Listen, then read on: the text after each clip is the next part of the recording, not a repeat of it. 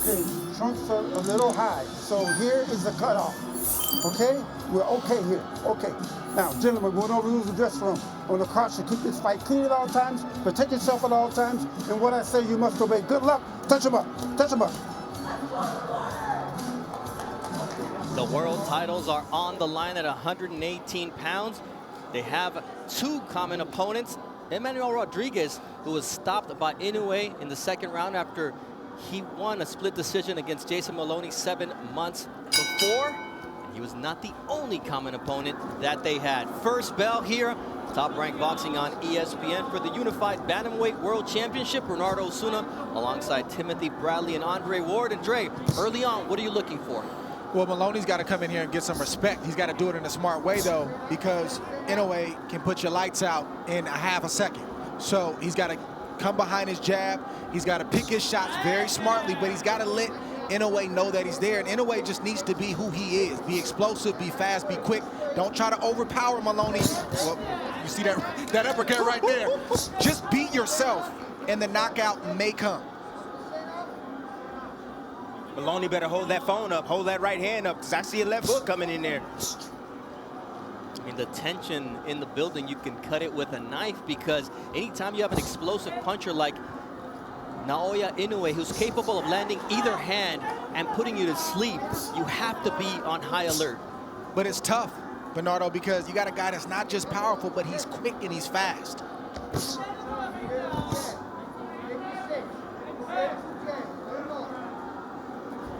Nice jab to the body from the monster. Inoue has so many tools, so many weapons, so many ways to beat you. And Moloney says he's also got some weaknesses that Nonito Donaire exposed. Nice right hand right from Inoue after Moloney lands a shot of his own.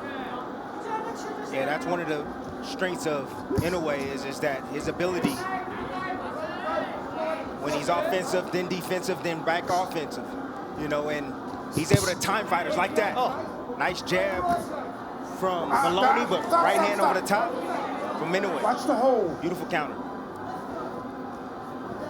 Everybody has a plan, as Mike Tyson said, until he gets hit in the face. That's yet to happen here in a shot that changes the way the fight goes on. But both guys showing some respect, but trying to find those keys.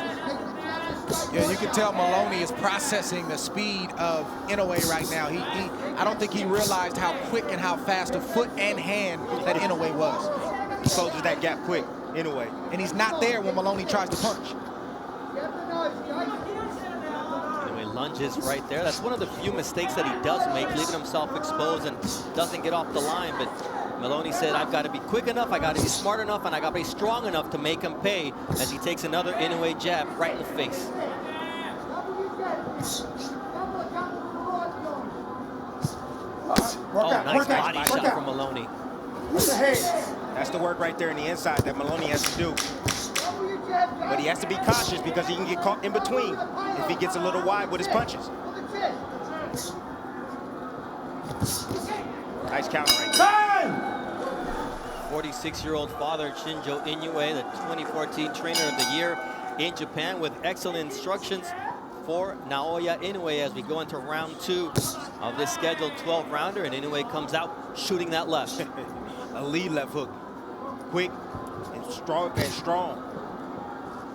You know, even though it's the beginning of the second round, I guarantee you right now that Moloney is in his head, and he's trying to process some things. He's trying to even find his, ability to reinforce why he's here and what he has to do to get the job done. Because when you've heard about a guy, when you've sat ringside at his fights, when you've watched him on television, but then you get in there and you experience everything that you heard, and you realize that, it was true. That's tough to deal with. You gotta switch your mind back and remind yourself why you're here.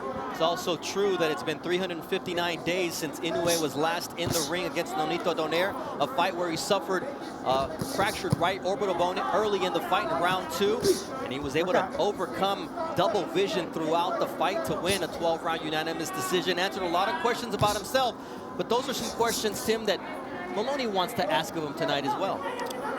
Of course, but Moloney needs to get close enough to be able to land those shots. Inoue is getting in and out of range quickly. He has quick feet. He closes the gap quick on you. and he explodes with every single punch, so it's dangerous. You second guess it. Oh man, nice right body hand. shot. You being the opponent, you second guess yourself every time you throw a shot because you don't want to get hit.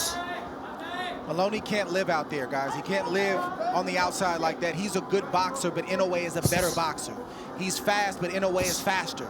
He's got fast twitch muscles, but Inoue's fast twitch muscles are even more than what Moloney's is. So Moloney has to get mid-range and in close, start to work that body, start to try to land those short uppercuts and left hooks if he's going to have a shot to win some rounds in this fight and hopefully win.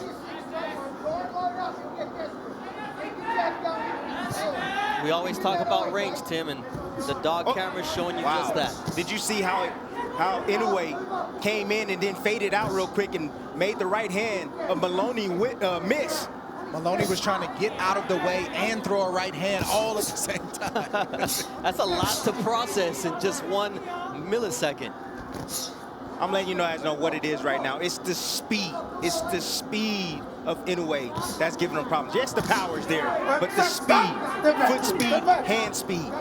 And a lot of times you talk about speed generates power. Here it's speed and power. It's different. It's a special combination. You see it with guys like Teofimo Lopez. You see it with guys like Manny Pacquiao. There's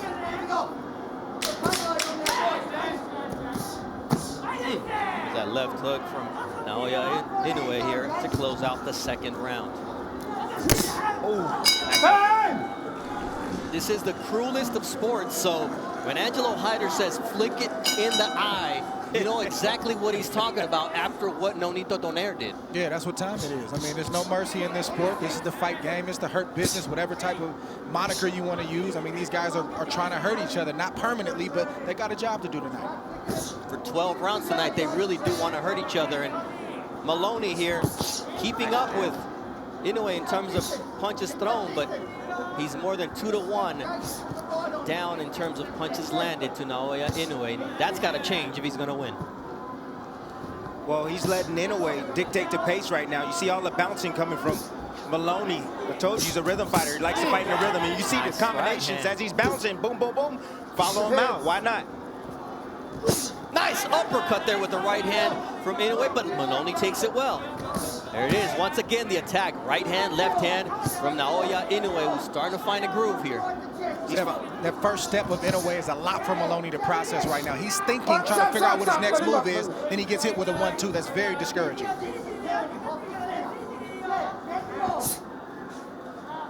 One thing that I forgot to mention early on is look at the calves on Inoue. That's where all the power is generated from. The ground up, from the legs up. Manny Pacquiao, Prince Nassim Hamed, Samanso Jaturong. A lot of great fighters who had that power going from the bottom up. Oh, beautiful double uppercut from Naoya Inoue. Nice right there from Jason Moloney on the inside. Using his strength, and he gets clipped by a left hook from Naoya Inoue.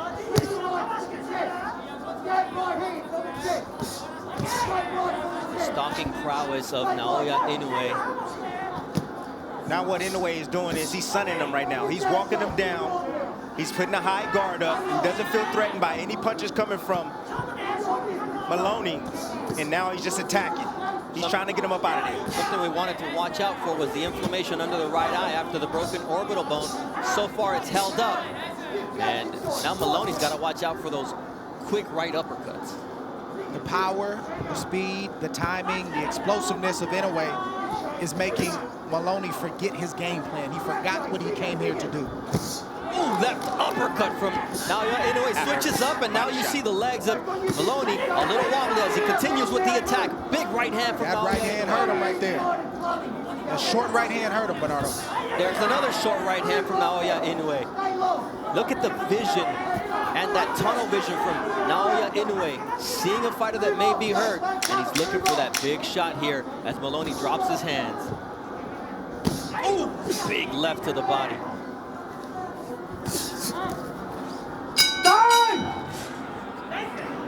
Jason Moloney showing heart, showing a great chin here in his world title opportunity for the bantamweight world championship, the WBA, IBF, and Ring Magazine version.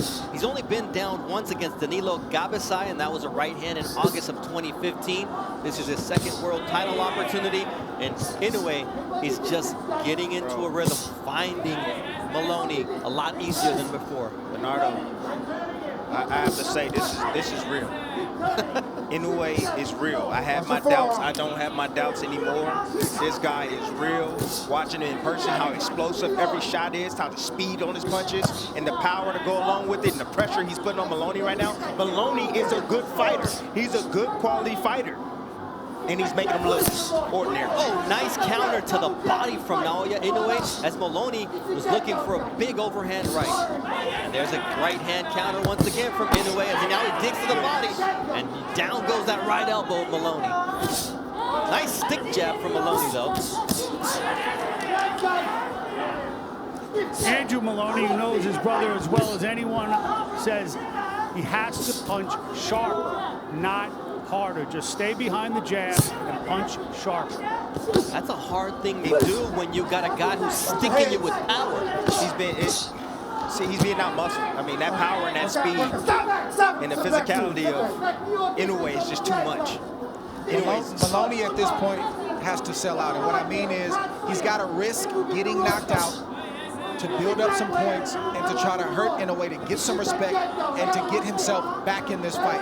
Because if he just sits on the outside like this, Inoue is controlling every aspect of the game. I don't care if he's on the outside, mid-range, inside, it doesn't matter. He's controlling this fight. He's leading, he's countering, he's out-speeding, out-quicking, and he has more power than Moloney. How are you going to deal with that if you don't open up and try to get some respect? Nice combination earlier by Moloney, but there's always an answer from Naoya Inoue. Nice right hand from Inoue. It reminds me of when you're playing golf and you play with a big hitter who's got the driver and he's got it going, and then you try to overdo yours and you hit it all over the place. You have to stay within yourself, and that's hard for Moloney to do tonight. Well, he's shocked. He's shocked by what he's in there with right now. He's a tough kid. He's going to try to fight it out as long as he can, but he's dealing with something that he's never been in the ring with. Nice. Oh, nice body shot from Inoue, but Moloney found that bad habit, the lack of head movement that you talked about, Tim, from Inoue. Lack of head movement, leaves his head on the line often. You know, he gets a little enamored with his punching power. He just wants to admire his work at times, and Moloney is finding home for his right hand occasionally. There you see the finishing shots from Naoya Inoue as round 4 comes to a conclusion. Time!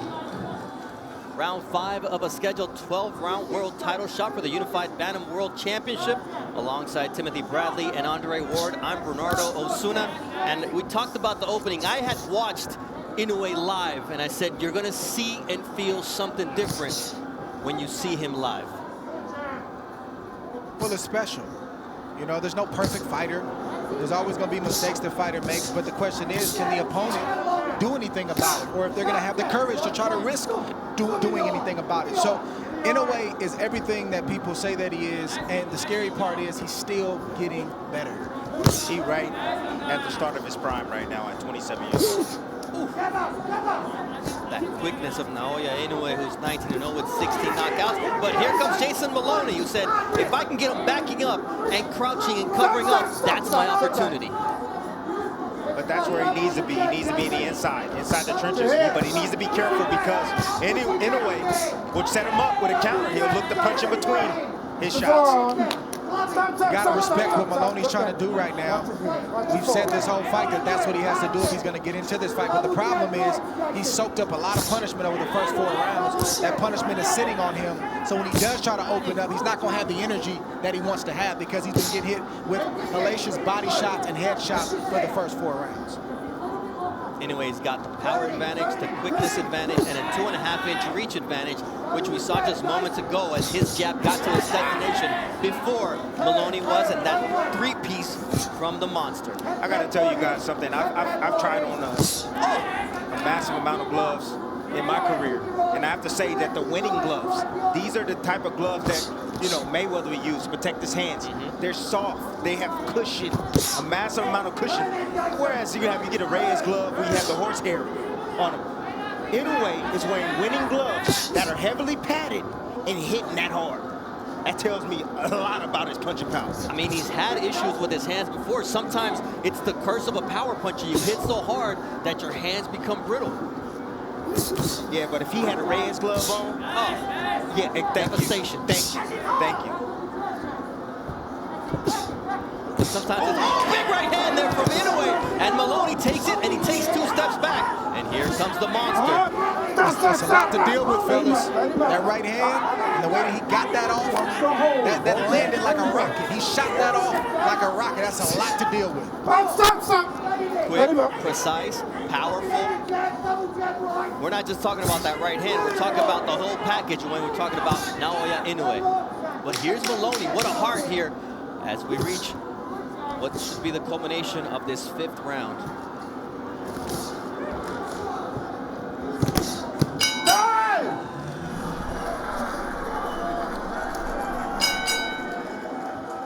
Five rounds in the book here inside the bubble at the MGM Grand alongside Tim Bradley and Andre Ward. And here is your scorecard, Dre. Yeah, it's a complete shutout. I don't think there's any, questions about that.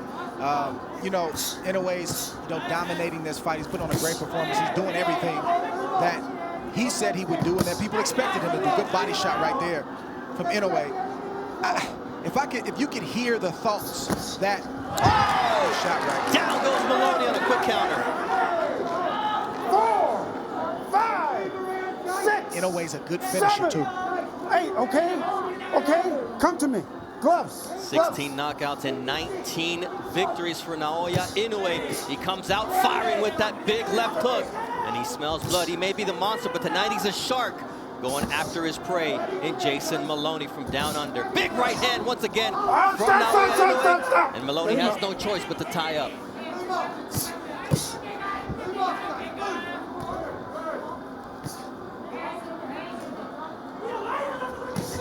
There's a big left from Naoya Inoue. He follows it up with the right hand. And just the demeanor of Jason Moloney is continuing to change as Inoue finds that confidence level and that range. Body language in a boxing ring tells a story. And Inoue's body language is screaming that he's in control. And Moloney is in survival mode right now, trying to weather this storm from that knockdown. There's another left hook, an uppercut from Naoya Inoue, who's finding every shot in his repertoire to punish Moloney with.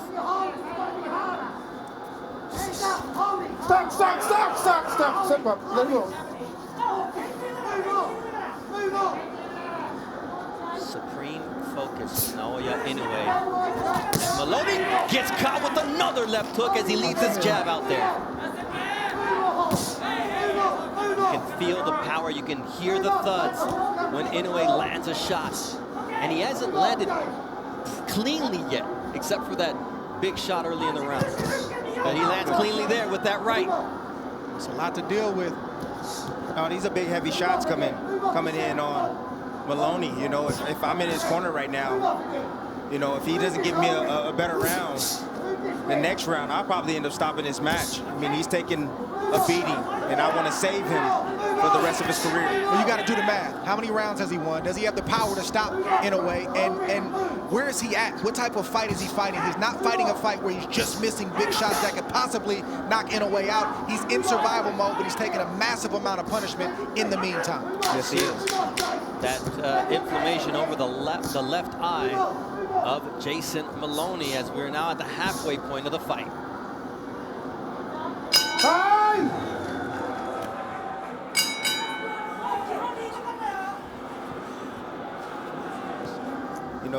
You have big concern when you see a fighter taking big shots over and over and over, like Moloney is. Let's not forget that Jason Moloney's brother, Andrew, who will be fighting in a rematch against Joshua Franco, ended up at the hospital and losing his world title here in the bubble a week before Moloney got his win against Leonardo Baez. So the twins have been through a lot together, and more importantly is he doesn't want to end up at the hospital tonight at the hands of Naoya Inoue. And Tim, I love what you said again in that last round. Some may say, well, hey, Moloney's still in the fight. Don't look to stop it, but you got to do the math. Put all the equation together. He can hurt Inoue if he lands the right shot, but he's not throwing with that kind of conviction right now because he doesn't want to get caught with a shot. Inoue's not slowing down, and Inoue's also not a guy that you drag him into deep water and he can't show up. He showed us in his last fight against Donaire that he can not only dish it out, but he also can take it. Tall order from Moloney. Nice right hand there from Jason. Jace. We're listening to Sharper, his sharp, twin brother, sharp, sharp. Andrew Moloney, in the corner. Don't it? Yes, beautiful. Good, Jace.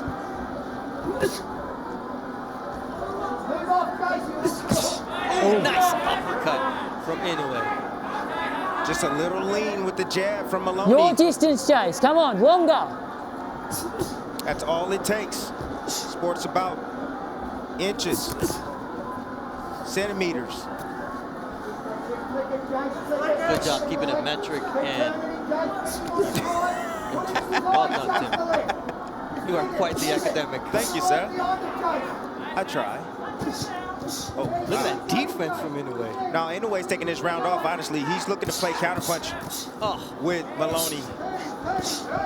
Well, he took the first 2 minutes off, but here comes the onslaught of Inoue following the triple jab.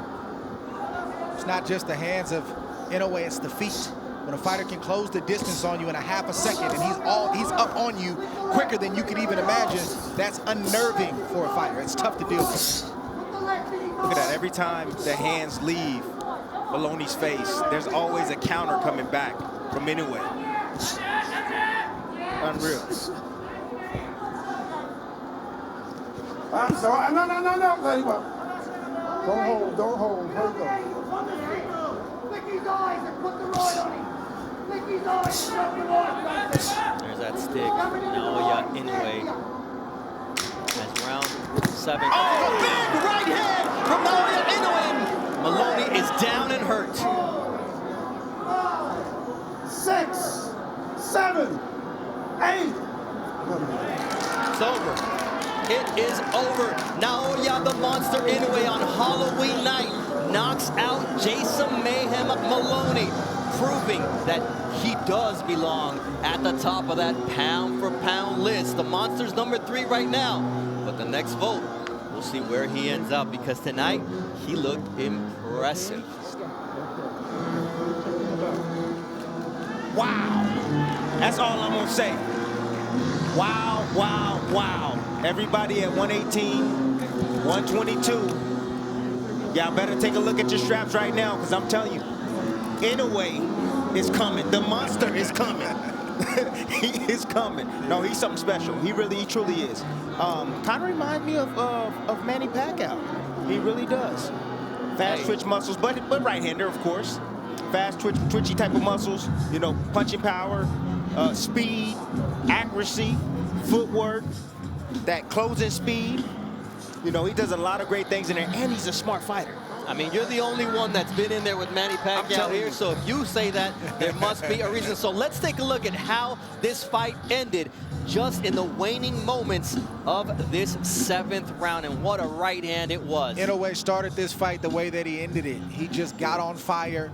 He revved up his engine, and he was all gas and no brakes. He did everything. He showed speed, he showed power, he showed some flavor with his feet, and you know, he ended with a devastating right hand like that.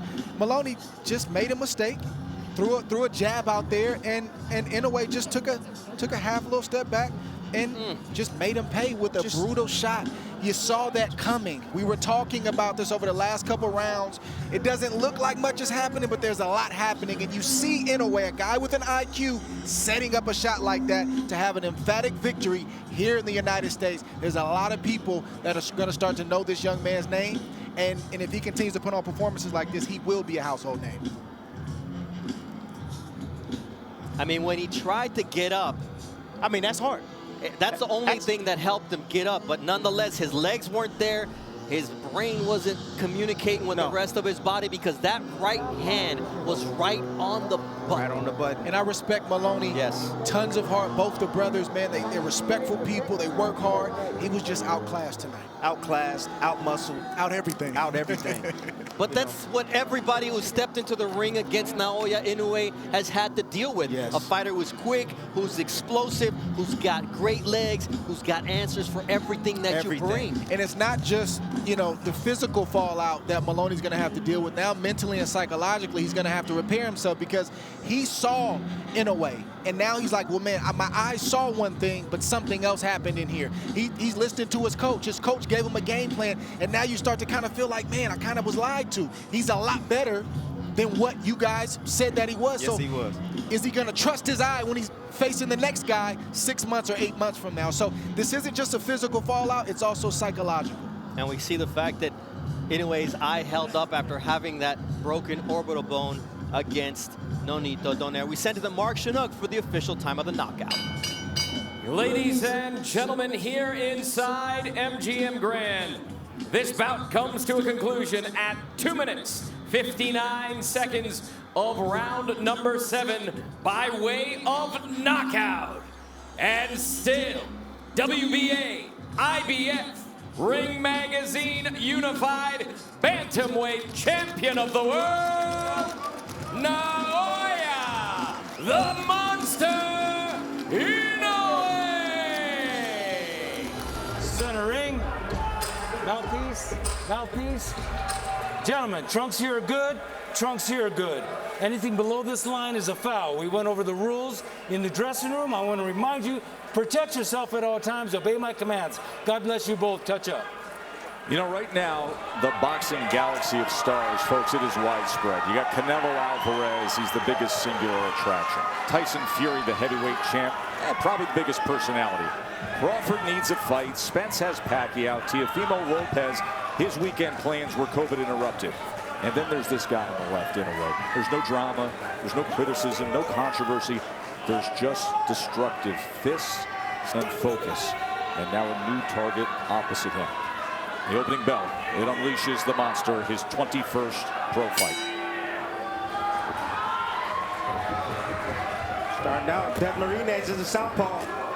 And fighting the southpaw and unorthodox, the right hand and left hook are the two punches that you want to look for.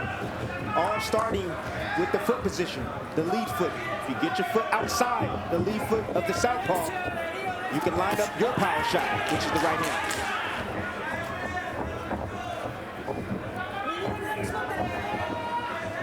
That left hook that Inoue just landed is so quick and so precise to the point that it is just shocking and surprising to opponents, and they can't realize that the punch got there that quick.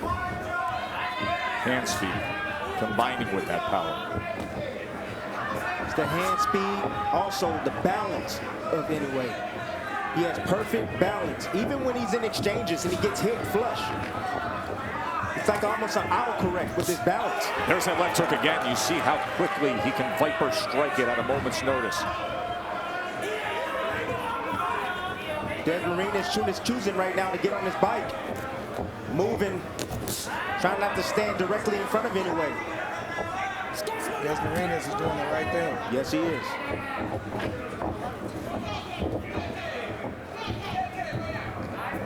He's saying, I know you got punching power, but you gotta catch me. The hope for Marinez is to get this fight going a little bit where he can warm up, maybe he can land some shots and start to get his range so he can get some respect from Inoue, but it won't be easy. Marinez trying to go with the left hand to the body. Range find into the body with a jab is Inoue. Marinez giving up a lot of energy just from the presence of Inoue. Just the fact that Inoue is in range to land is unnerving Marinez. And he does so with a right hand. That is a great way to put it, Dre.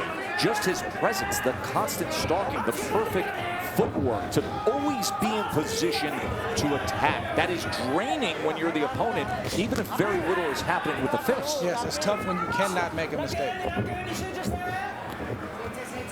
The shot that Marinez is going to be looking for is the looping left hand. That's his power shot. And he's looking, trying to lure Inoue into that shot, trying to get him comfortable, moving, chasing him, make a mistake, and then boom, he's gonna look for it.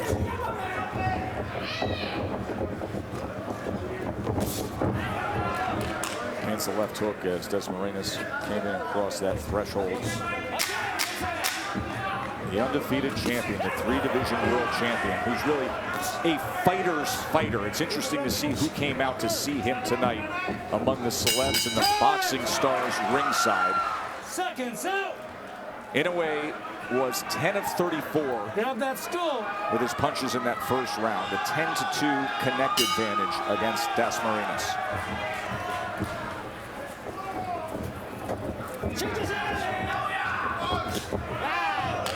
Straight left from Desmarinas. That's the shot he's looking for. Using the movement to set it up, but he said that, you know, most opponents that fight Inoue, they stand directly in front of him. He said no one really gives him angles. Well, boy, you just saw a moment ago that danger zone of how quickly that left hook will fire off at him if he comes in. If he's not clean with it, he's got to be careful. Yeah, but Desmarinas is going to have to be in that range and still get his if he's got any shot of landing anything significant. There's no doubt. You got to take certain risks. Inoue had a spectacular, I mean, utterly spectacular knockout in his last fight with a fighter trying to beat him to a punch, trying to come in against Moloney. And it was just a slip counter with a brutal right hand that floored him. That's exactly what Inoue needs to do if he's going to slow down the legs of Desmarinas. Is go down to the body. He dug a nice right hand down to the body of Desmarinas. He's landed 3 body punches to this point.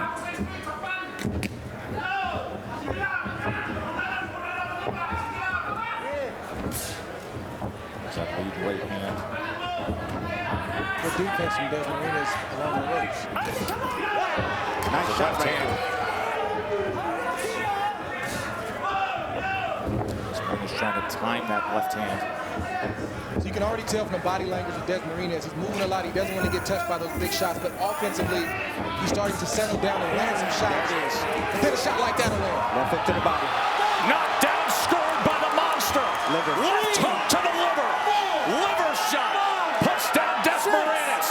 7, 8. Good. Give me your gloves. 50 seconds to work here in round 2 for Inoue. Stalking his prey. Oh, big left hand dug in underneath. Now working behind the jab. Nearly a clash of heads there. Desmarinas trying to steady himself on his feet. Inoue stalking. Goes to the body. Left uppercut comes in as well. That's what you do when you hurt a person to the body. Oh, another body right shot. back down there.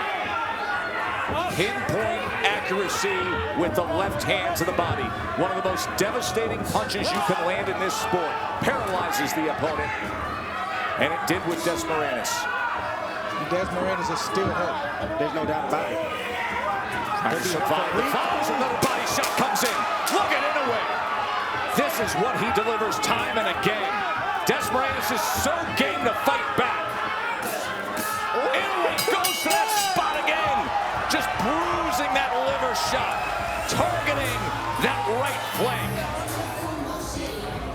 Common shot in the sport of boxing, but it didn't land with common power. There we see Inoue throw a waist right uppercut and just sort of graze the mid to side of Desmarinas, and it was a delayed reaction, but he thought about it. He said, I just can't stand up. That kind of shot takes the wind out of it. Jab, waist uppercut, and just a grazing shot right there that just paralyzed Desmarinas, and Inoue went back there 6 or 7 times throughout the course of that round. Then he goes back to the body. Now he goes back to the body with the left hook. Like we told you, it's a lingering effect. When you get hit in the liver, it lingers. And sometimes it even lingers for a week. A week, people. Round number 3. 20 fights for Inoue have only lasted a total of 114 rounds. 5.7 rounds is his average length of an Inoue fight. And he hurts Desmarinas in round 2. The velocity, I know it looked like it was grazing, but the speed is, oh, he digs in again. And Tim, for people at home saying the delayed reaction, what that feels like is very unique. There's that second pause, and then your entire system just wants to shut down. You're thinking about it. You're saying, oh, that hurt, and then it really digs in on you, and then you you have no choice but to go down from a liver shot.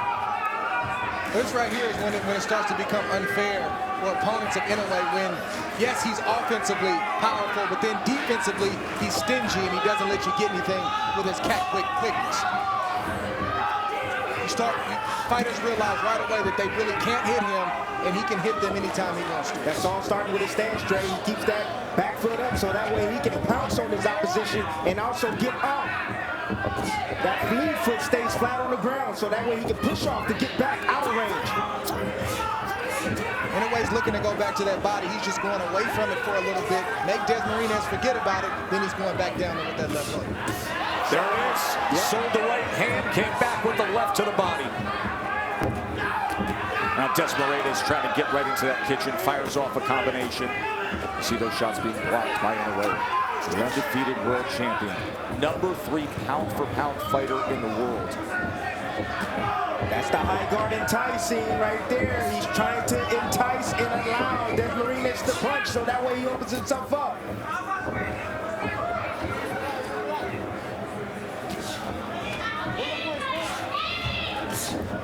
Tried to get it right there, but raised the body of Desmarinez. You see Desmarinez now purposely pinning that right elbow to his side every time he gets at close range. And that's why a smart fighter like Inoue will go away from it and then come back to it. Three-punch combination. Goes back to it again. Oh! Big-time shot to the body by Inoue. It's over.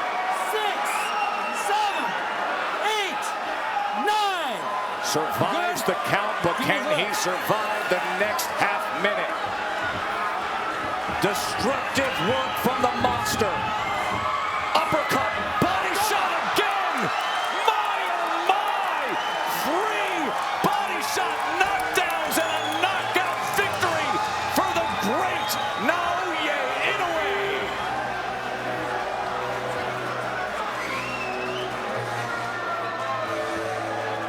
As advertised, 118 pounds, and as has been said, one of the most efficient hunting machines in all of boxing. Wow.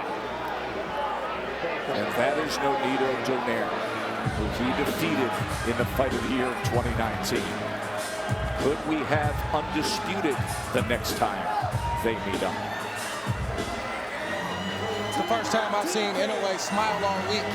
People don't realize the pressure that you have to deal with, and then when it's over, you just feel it lift, and you say, now I can smile and relax. Not just the pressure of undefeated, but the pressure of the status, the pressure of every time you go out, you're being compared at the top of that list to, is Canelo the best fighter in the world? Is Bud Crawford the best fighter in the world? Or is this the total package, the smaller package with the big power? I'm not gonna lie to you. I mean, honestly, I've never seen anybody this small put it all together and possess that much punching power. I mean, how he does it.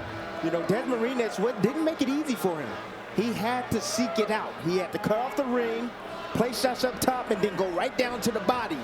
But the way he finished this fight tonight was very impressive. Smart boxing by Inoue, great power, great balance. The guy is fantastic, gentlemen. He's a fantastic man. Can you imagine what the ribs and what the liver of Desmarinez, that side is going to feel like? Here's how he finished it. Well, this was the first knockdown. See, splitting the guard with the uppercut, then coming around the elbow to the liver with the left hand. Mixed with that, but what he really wanted was that right there. Bring the elbows inside with the uppercut, then come around those elbows with the left hook to the body. We knew Inoue was going right back down to the body. He was just trying to find that perfect shot, got some distance, just a little bit, and he landed another perfect shot right to the side of Desmarinez. Desmarinez was already still reeling from the first body shot and the others that followed up, and that just added insult to injury right there. He just put flavor on that thing and did it with flair. It's Look not at just how that, much of his body he puts into it. but everything was calculated, though. That was not by accident. That was very, very intentional. You know what that move is called? It's called a back step shuffle. That's how he got on that angle. Land with the back foot, shifted around, boom, landed a beautiful shot on Des Marines. The CompuBox numbers. 17 body punches landed in that short span, 3 of them forcing knockdowns. Boy, is he awesome. Let's make it official. Here's Mark Chinook. Ladies and gentlemen, here inside the Virgin Hotel, Las Vegas, this bout comes to a conclusion at 2 minutes, 45 seconds of round number 3 for your winner by knockout. And still, the WBA IBF Bantamweight Champion of the World, the Monster, Naoya Inoue! Gentlemen, I received my instructions in the dressing room. You know what we're here for. Remember to protect yourself at all times. And when you touch gloves now, man, you're boxing at the bell. God bless you both. The wait is over. 2 years and 7 months after they first delivered a Fight of the Year performance, Donaire and Naoya Inoue, 2 virtuosos in the ring, present Poetry of Violence. Round 13. Bernardo Osuna alongside Hall of Famer Andre Ward, and it's Donaire coming out fast with the left hook.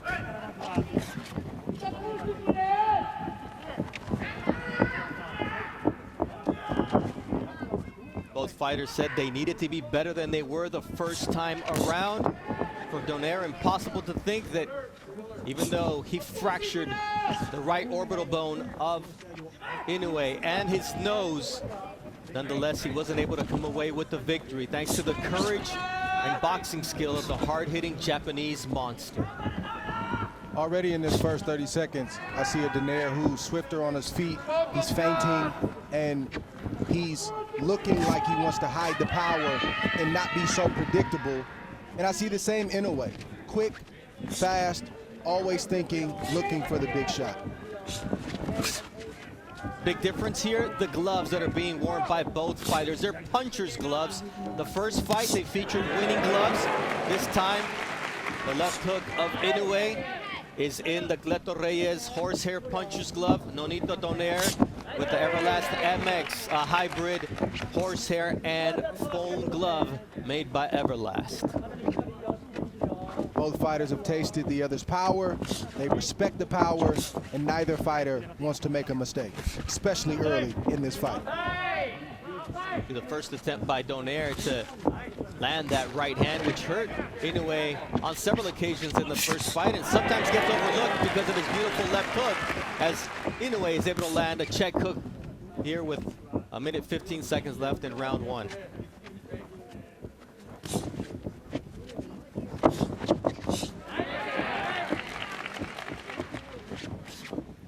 The Japanese crowd getting into it here, Dre. Yes, good shot right there. Inoue gives the crowd a lot to get excited about, and this is a crowd that is typically respectful and very quiet, but it's hard to stay quiet when you see the explosive shots of Inoue land clean like the right hand just landed. You see the jab of Inoue there with the counter right, and now a left hook from Inoue. This fight can change with one punch at any moment. You won't want to blink because they both have dynamite in their punches. You see that left from Inoue. So far, no reaction from either fighter from the big shots that they've taken in this first round, which is impressive because the fighters are still warming up. Nice left hook there from...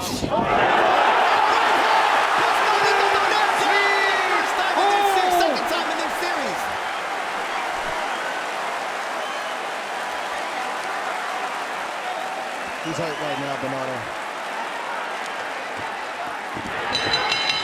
The bell was his greatest ally.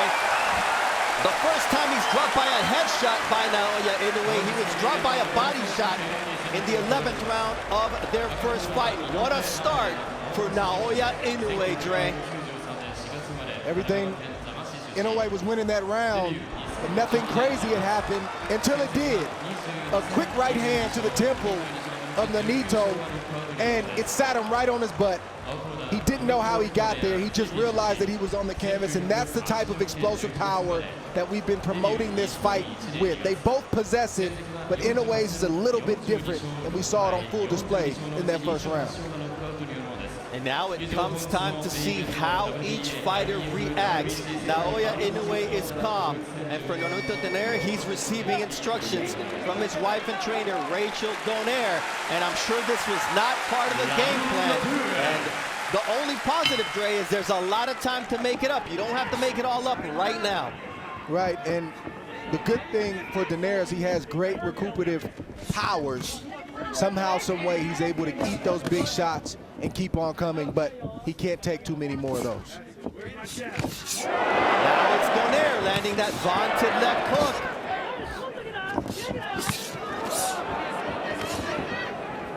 See that right hand from Naoya Inoue. Inoue, you have to pick your poison. Now it's a left hook that rattles Donaire. It's devastating power, and the legs of Donaire are not all there. And Inoue taking advantage of the moment as Donaire tries to go downstairs. And Donaire needs to get himself together before he tries to load up, but that's not in his nature. He wants to draw Inoue in, even though he's hurt, to try to land his own big shots. You see another vicious left hook from the monster, Naoya Inoue. Body shot from the monster. Looks like Donaire has made up his mind. He's going to fight fire with fire, and that's just the way it is, for better or worse. Drops Donaire as he's able to somehow manage to find his balance. But Inoue might have been better to just go down, Dre, because Inoue is going to work here. And the left hook now does put down Donaire in round 2. And this fight is over. That's What it. an impressive knockout victory for the monster. Wow. Naoya Inoue, a statement victory in his home country of Japan. And wow, and wow is all I can say about the monster as he does it at home. He never gave Donaire an opportunity to get into this fight. He was poised, he was calm and calculated, and the big right hand that landed at the end of the first round started all the trouble for Nonito Donaire. He was never able to recover because Inoue is so efficient with his punches. He doesn't waste anything. He rarely opens himself up to be caught himself. Donaire tried to land the shots, but the explosiveness and the power proved to be too much. We talked about Inoue having to be more defensively responsible for this rematch because of the damage he took in the first fight, Dre, and you mentioned that you expected a better version of Inoue. Did he supersede your expectations based on what he just did? Oh, absolutely. I expected a very similar fight to the first fight. I did not expect him to go out and get a second round knockout the way that he did against Nonito Donaire, who has looked the way that he's looked these last couple years. He seems to be an ageless wonder. But all of a sudden tonight, the age might have caught up along with Inoue and what he brought to the table, and it was just the perfect storm for Nonito Donaire. In the build-up to the fight, I talked about the fact that he was facing Father Time and a monster, Naoya Inoue. I think today it wouldn't have mattered if Nonito was 25 years old. What Naoya Inoue hit him with tonight, there was dynamite in those punches. And Naoya Inoue learned from the first fight, and that's got to be a scary proposition for anybody at 118 if the monster continues to get better, because Dre, he had some lackluster performances or moments in his last 3 wins since their first fight. But tonight there was nothing lackluster about what Inoue did, and the crowd is loving him. Well, he's a winner, and winners rise to the occasion when the moment is big. He doesn't shrink in the big moments, he actually rises. So if he's facing a fighter that is not on his level, he might not look like the Inoue we're used to seeing, as long as you see him when it matters the most. it mattered tonight, and Naoya Inoue gets the knockout victory, landing 28 power punches on his way to the stoppage there, just in round number 2. And there you see 3 belts around his waist. Ladies and gentlemen, we have the time of 1 minute 24 seconds in round number 2. Our referee in charge, Michael Griffin, stops the contest. He is the winner by way of technical knockout. He is still undefeated. He is now the WBC, WBA, and IBF Unified Bantamweight Champion of the World, Naoya Monster.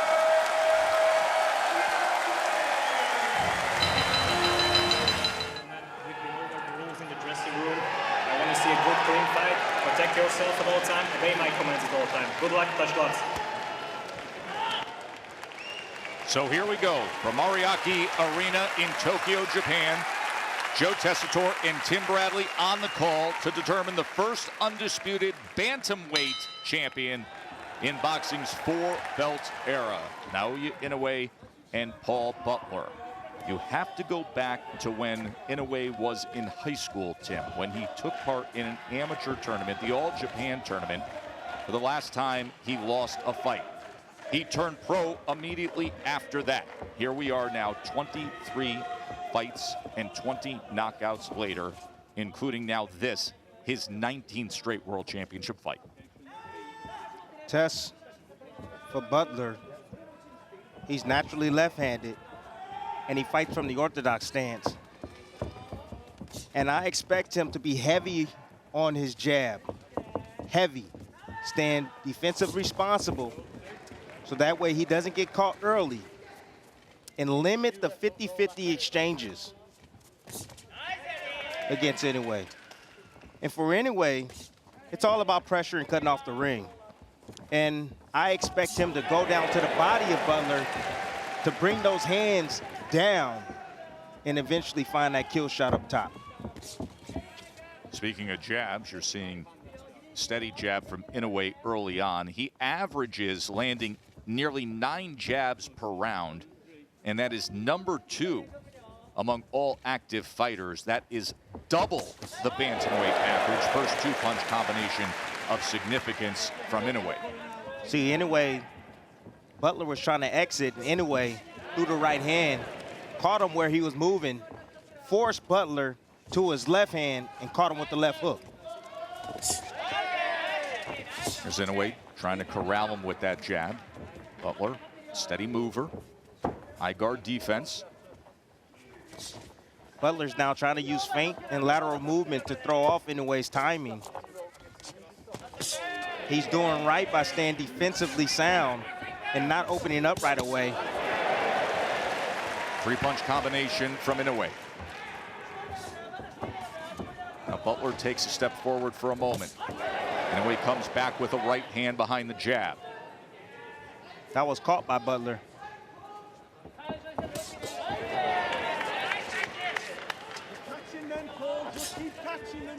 A defensive position of Butler. Inoue touches him to the body, put the jab to the body, came with the right hand, and finished with the left to the body. Butler's got to get on his jab, Tess. It's the only way. He has to gain some sort of respect. He's allowing Inoue just past that threshold without giving him anything in response. And even though some of these punches, many of these punches are hitting the gloves of Butler, you can hear the thud. And Inoue has the power to punch through the defensive prowess of Butler. 本日のメインイベントを両選手の経歴戦歴をご紹介いたします。赤コーナー井上尚弥大橋事務所属 1993 You know, I think this was a quintessential round for Inoue. You know, he pressed forward, landing that jab, starting with the jab downstairs, working and looking for the angles and the shots around the elbows of Butler. Butler's playing defensively sound right now. You know, he's playing with his defense. He's keeping his hands high, and he's not allowing Inoue to get a clean punch on him. Tess, I'm okay with that at the moment. I'm okay with that. You know, he's outgunned. He knows it. Joseph Gallagher, trainer for Paul Butler. WBO bantamweight world champion. Comes from Cheshire, England. Goes to the other side of the world to take on this challenge against the monster. Round number 2.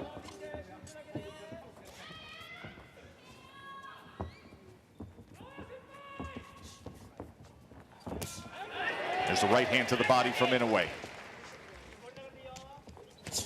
Inoue doing exactly what I was saying. He's going down to the body, trying to open up Butler. Butler has to find some way to gain some sort of respect, to get respect from Inoue.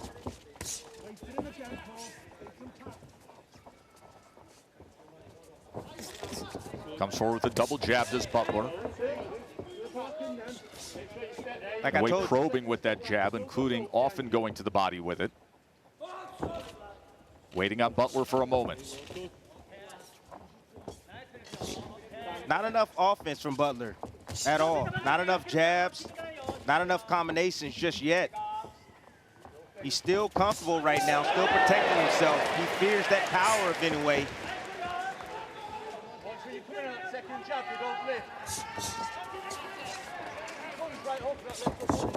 Or double jab that time, a 5-punch combination. He went double jab, right hand, left hand to the body. He has landed 3 lefts to the body in that last sequence. Tess, nice slip inside right there from Butler to land his own body shot on Inoue. And Butler comes back with a right hand up top before going with the high guard again. Now moving to his left, got to be careful of that right hand of Inoue. Inoue taking those small steps just to corral Butler, always keeping him in range. There's a right hand and a left hand to the body that backed it up. He's been finishing consistently with that left hand to the body on the combinations, Timmy. Yes, he has. He's one of the best combination punchers in boxing. Always balanced. Inoue steady work with the jab. Always setting the table, creating the opportunity for offense. Now you see the head movement, something he has taken great pride in. Remember, he took that mini camp trip to the Wild Card gym in California, said he wanted to see various styles and work on his defense. You saw a glimpse of it there with the upper body movement. Tess, 100% of fighters need to work on their defense. Right hand over the top from Inoue. Partially blocked by Butler.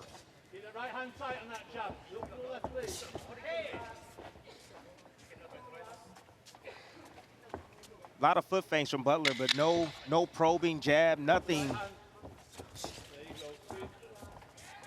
in just front of not him. Enough offense, Timmy, to keep Inoue off of Not that. There's in right front. hand that comes in, and 2 lefts to the body. Good body work in round number 2 by Naoya Inoue.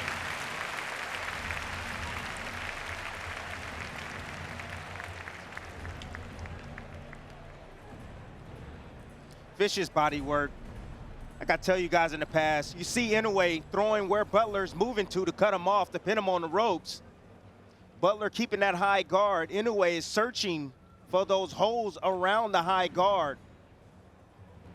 When opponent has the high guard, you can split the guard, you can come underneath the guard, you can come around the guard, and Inoue's doing a great job right here with his defense that he says that he's been working on to improve.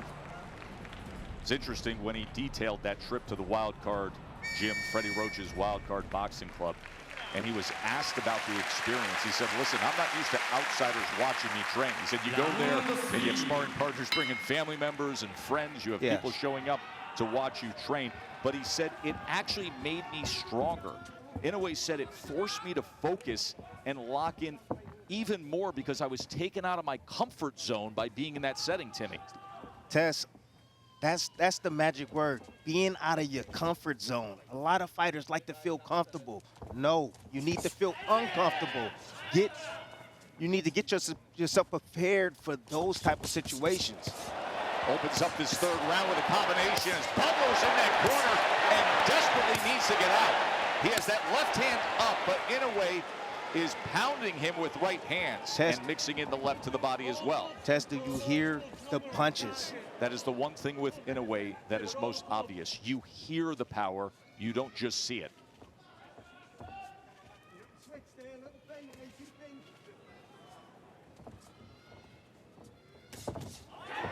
Punch combination again, working behind that jab. Look at the space between. Butler's not probing, not doing anything else to occupy that space in front of him. He's just allowing Inoue to just walk straight in and do whatever he wants against him. And Inoue always maintains that range to be in position. Look at the footwork and those small steps. Anytime Butler moves laterally like you see him doing right now, Inoue is constantly staying on him as if they are tied at the waist with a rope. Always in a ready position.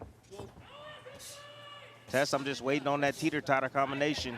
The uppercut, right uppercut, left hook behind. Now explain to people when you say that. You call it a teeter-totter, and Butler finally lets his hands go as Inoue covers up for a moment. Best work that Butler's had comes here in round number 3. But what you describe as that teeter-totter, the ability to throw punches and generate torque, bringing back the offhand to create more power. No, the teeter-totter combination is the right uppercut. So it goes up. So that side is up, and then he comes down. The opposite side is down, and it's around the elbow to the liver.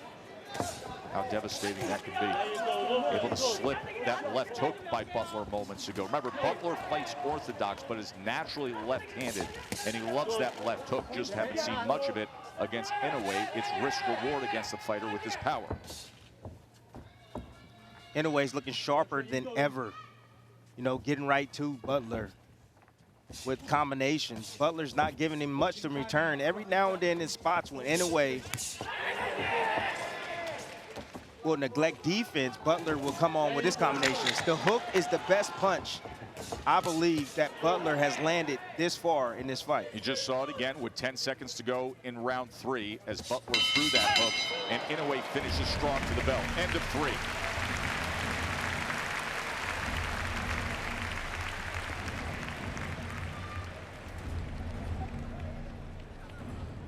Just a vicious assault right here. Inoue cornering Butler. Butler protecting himself really well. A lot of those things was caught on the glove.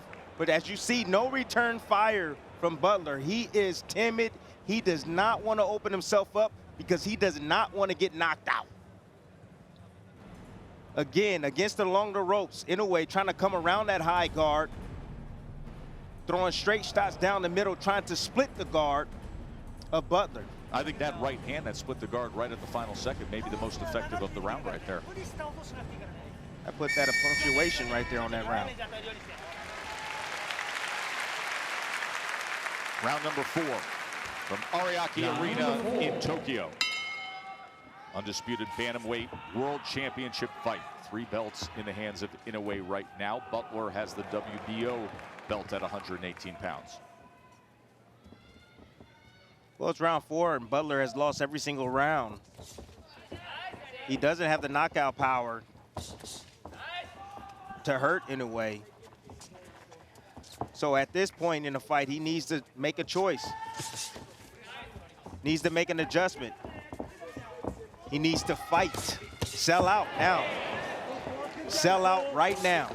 Because the way this fight is going could be ending shortly, real shortly, Tess.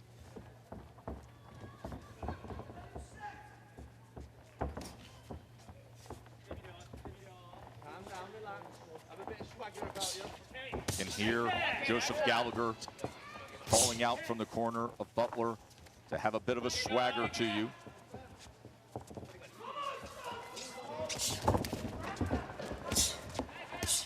Inoue finding that jab with ease. See if the right hand comes behind it.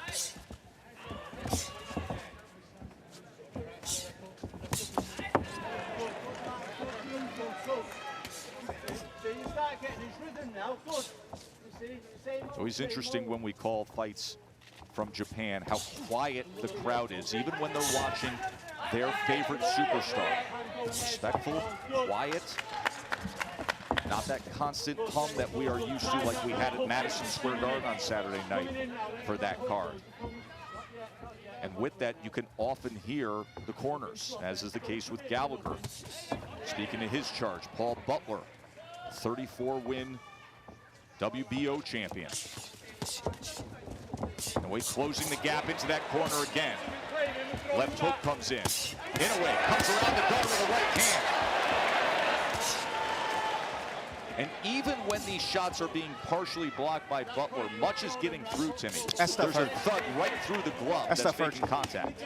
Tess, you do from a power puncher like Inoue, when you're getting hit with those type of punches, the lights are flickering on and off in your head. Honestly, it hurts catching those shots. You need to get underneath those shots, weave underneath those shots, not take those shots on the gloves and on the arms. But that has been the case with Butler throughout these 4 rounds. The high guard and trying to block, as you just saw right there with the left hand. It's weakening them, Tess. No doubt. That energy that Inoue is generating in those punches, as long as it's touching something on the body of Butler, it's draining him. Butler had a counter opportunity moments ago. Inoue able to slip it. As he has been in control through 4 rounds, Naoya Inoue.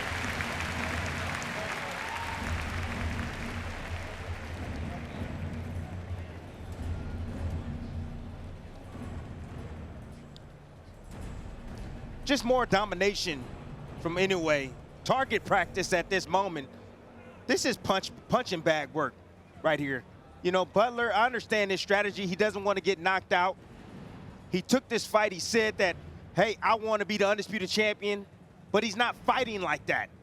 He rather covers himself up. He'd rather be covered up, protect himself, and not dish out any offense. See how calm and relaxed Inoue is. Currently #2 pound-for-pound fighter in the world, according to ESPN.com. And in the corner of Paul Butler, Adam Gigley, Joseph Gallagher sending off their charge. To your point of Butler and this opportunity, he wins the belt back in April. Inoue does his thing against Donaire to get the 3rd belt.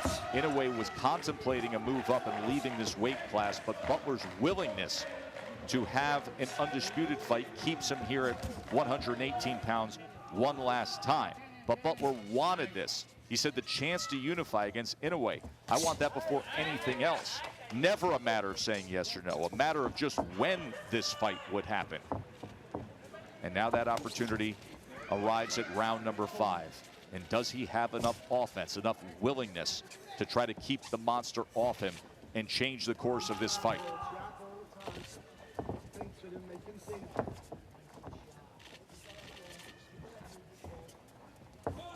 See, now Inoue is not attacking. He's looking for Butler. He wants Butler to commit because he wants to punch in between his punches. Butler's been on that back foot the whole time. He's been moving laterally, and he's been covering up when he gets pinned with the high guard. Right hand to be coming soon from Inoue. Combination from Butler as Inoue just harmlessly steps back.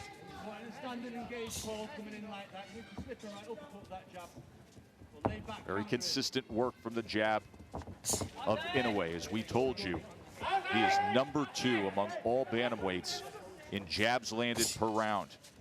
He doubles the typical average of a 18-pounder. Inoue is standing just outside that mid-range. He's hoping that Butler commits with something. He's looking for that right hand over the top of the jab of Butler. There's the jab of Butler. Often comes with 1 foot out the back door, though. As Inoue waits on it, see if he can bring that right hand over the top. Now Butler with his back against the ropes. There's a 3-punch combination from the Englishman. Yeah, he was able to land that because he got used. That's the right hand right there, Tess, I was talking about. Yep. He got used to the jab coming at the same speed in the single jab from Inoue. Butler right there doing a good job recognizing that and timing Inoue.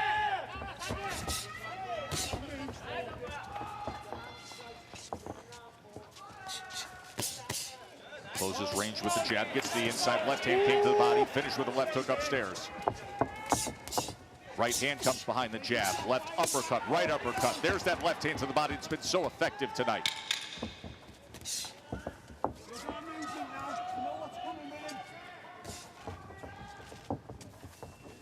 End of 5 from Tokyo, and Paul Butler's in a deep hole.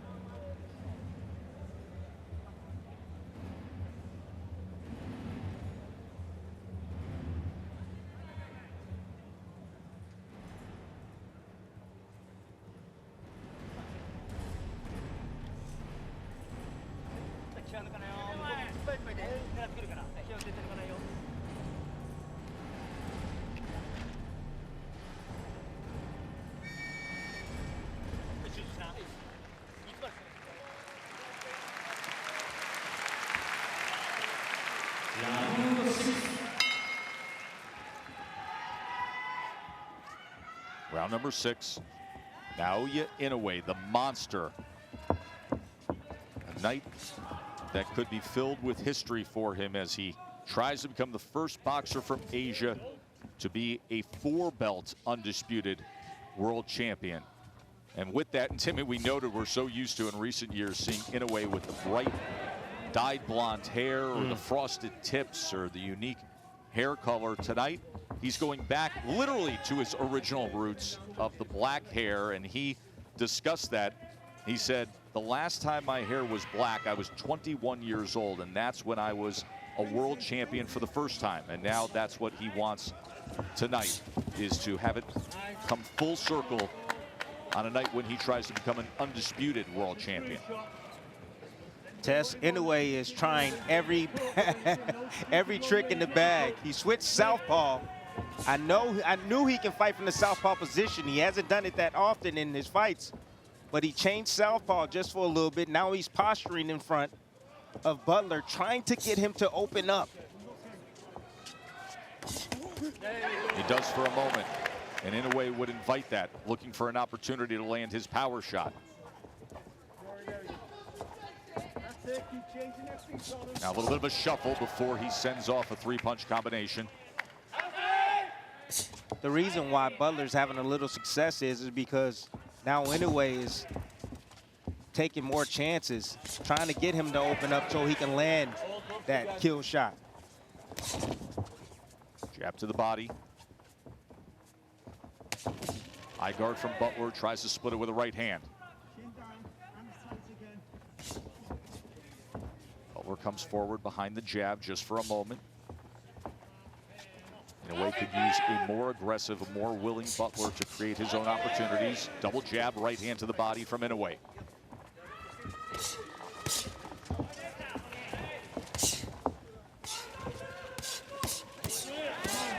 Three-punch combination from Inoue, and you can hear the thud.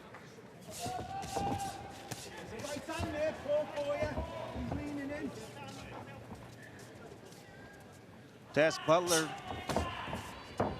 I don't think is here to win tonight. I think he's just here to survive. That's it. He's here to survive. He's not letting his hands go. He fears the punching power from Inoue. Look at Inoue, he's having fun. This is the undisputed championship of the world, and Inoue is just, this is a sparring session for him. That's how gifted he is. He recognizes it easily.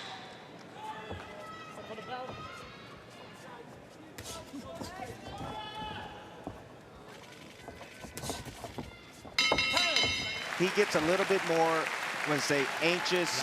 He will make a little bit more mistakes, make himself a little bit more vulnerable, but he wants, so that way he can open up Butler.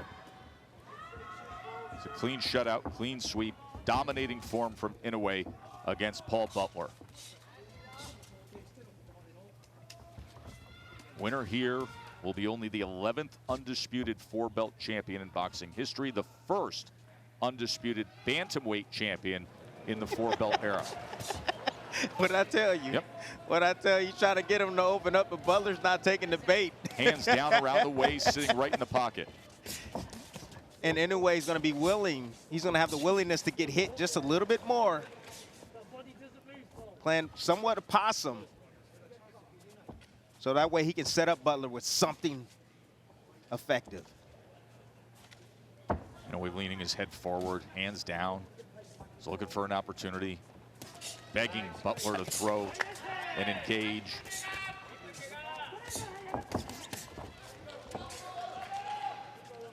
I recognize the pattern from Butler. Wonder if Inoue recognizes it. Butler always, when he throws a combination, he leads with his right hand, followed by the jab hand, and then another right hand. So he throws a 2-1-2. I've been seeing that combination often.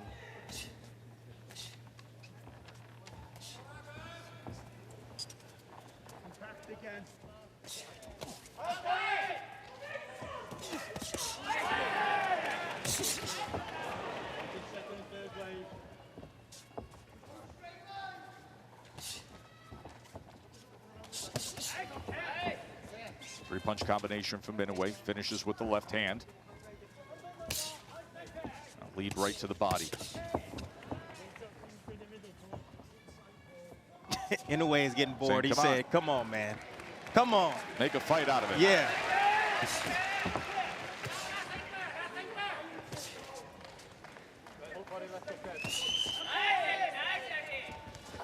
Now raising the right hand. Pop jabbing off the hip. Winding up and flexing. It's too easy, Tess. Far too easy. Too easy. Good combination right there from Butler. Ali shuffled, a duck out to the left, double jab right hand.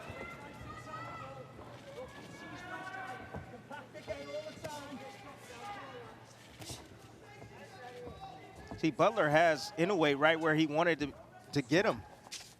Get him over anxious, frustrated. And taking more risks, but he's not letting his hands go. And there's no intention when he does. Even like the last combination he threw. Has gone past the 8th round since 2019. Of course, fight of the year was against Nonito Donaire, that all-time thriller when he fought through a broken nose and a broken orbital bone.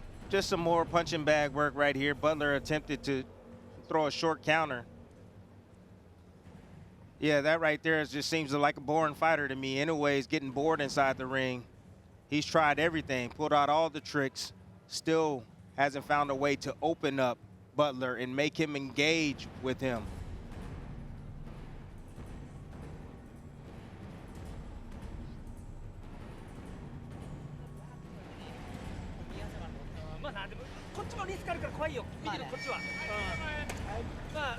Father Shingo is trainer. Round 8.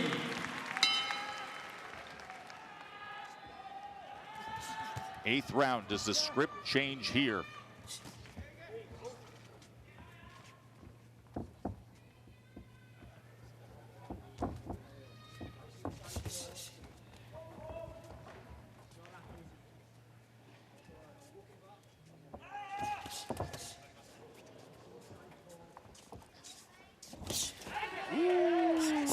Beautiful left hook down to the body. That's what I'm talking about. That's what I need to see more from Butler right there. He saw that Inoue was relaxing after his combination, and he finally came in behind with his own combination to land on the champion Inoue. Inoue just waiting on him, putting his head right out there.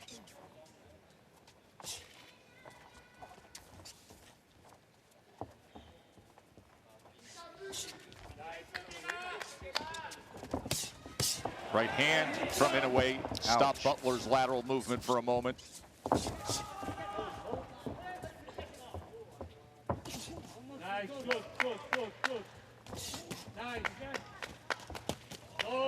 A combination from Butler. That's just a touch more aggressive here in round 8.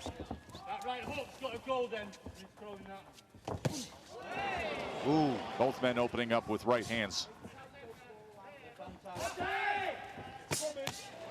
Inoue leads to the body, then comes with the left hook upstairs. You can hear the encouragement from the corner of Paul Butler as he's sent back with another right hand that hits that high guard.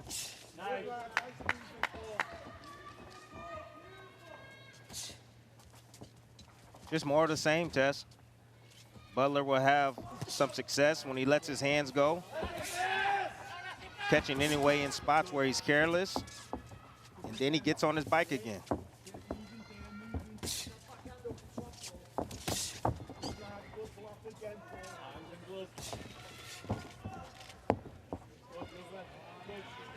Look at this. Uh-oh. Hands behind the back. He hit him with the Roy Jones. Then he comes forward. He hit him with the Roy. Got to do something. I mean, if Butler's not going to throw then, when are you going to throw? That's a fighter. What you're seeing is a fighter that's not being challenged. So he's being creative in there just to keep himself alive inside that ring. I like it, though. Why not?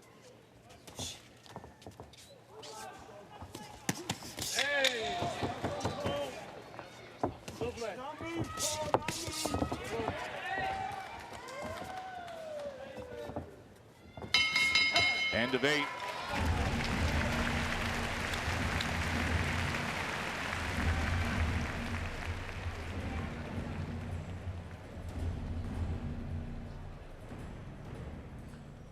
Nice inside right there. Nice slip inside and getting around to the body of Butler.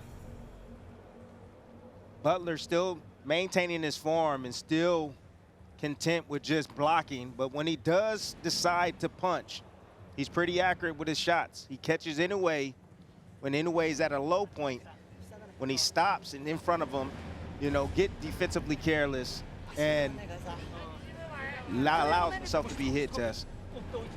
Nobody's going to know he was in a fight when you see his face tomorrow.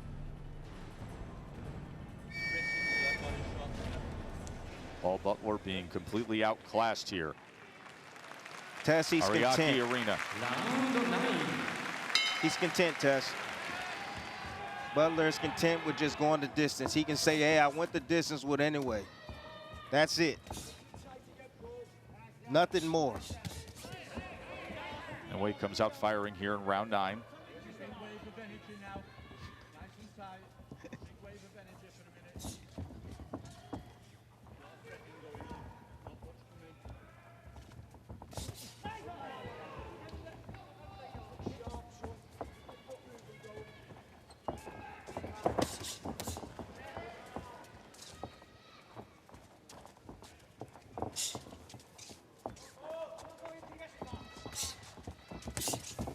Now Inoue is looking to match the rhythm of Butler. You see him on a bounce, bouncing just like Butler. Trying to match his rhythm. Trying a different way to open up Butler. There you go, good. There's the right hand should have gone then. Either over or under. And that second jab.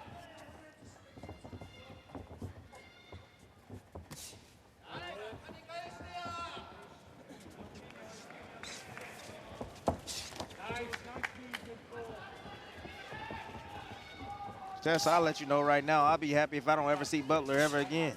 He's not even contending in this fight. I'm just flabbergasted. I don't even know what to say, honestly. Just being extremely defensive, really not throwing any punches, not competing, just surviving. The way I hear you talk and what I see out of Butler, you get the sense that to him the victory was getting the contract signed. That's it. That's it. You got to understand that it's his first time fighting out of his country. It's his first title defense. You know, most of the time guys, they want to get a title defense and try to, you know, make a little bit money and have a, you know, a voluntary defense or, you know,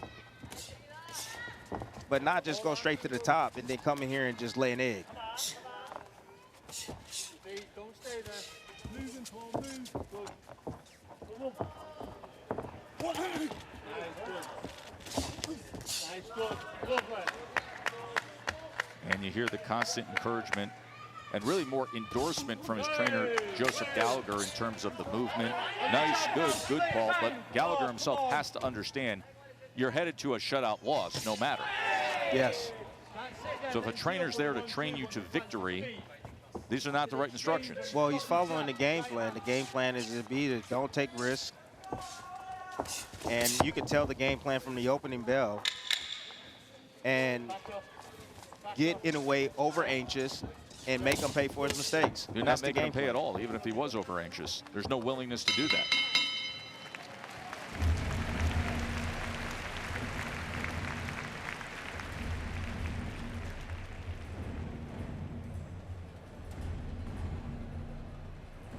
Well, more of the same. 1-2 combination right there lands from Inoue. No response from Butler. Pretty much target practice. That land directly on the chin. I got to tell you, Butler does have a beard on him, because that shot was deadly. Came right down the middle, right directly on the chin, and he took it well.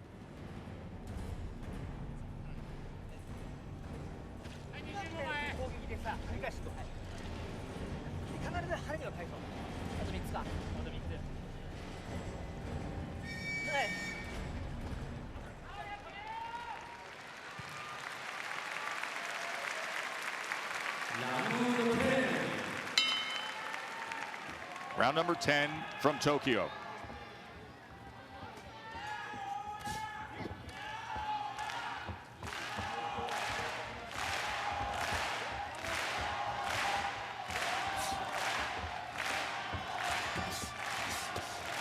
Ooh.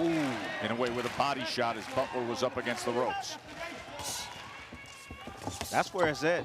That's where it's at. Inoue need to come up with a quick combination up top to get those elbows inside and raised up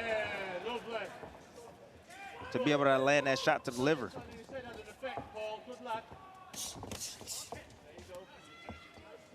Double left hook would be awesome too. Touch high, go low. On the same side. Three-punch combination that finishes with the left to the body.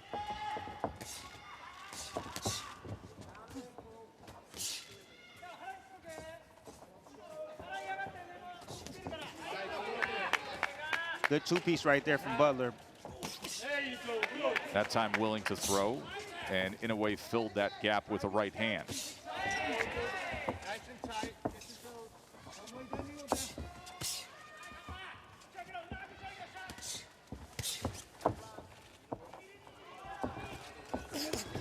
Nice, good. Felt that ball. There you go. Now Butler going to the body, and then wide swinging up top with a right hand. Inoue fires back with this straight right, looking to split the guard.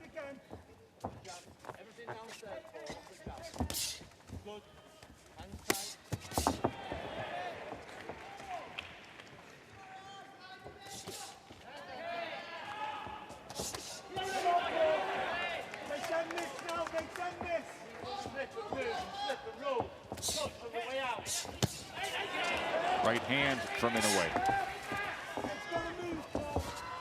It's a good sequence right here. Consistent work from Inoue. Inoue should just take some of the steam off the punches and change the cadence up, speed things up. What would that do for him, Timmy? He can open up a big shot. Touch, touch, touch, touch, touch. Get him defensive, and then boom. A big shot downstairs. There's a good right hand, and then the left finishing just underneath that right elbow of Paul Butler. He got him right where he want him now. He's softening him up more and more. Hit him with flush shots down to the body.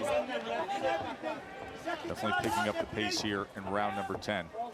Went a few rounds trying to do anything. Wild antics just to try to get Butler to engage. Even went with the Roy Jones chicken pose in round number 8. But here just making his own offense of it.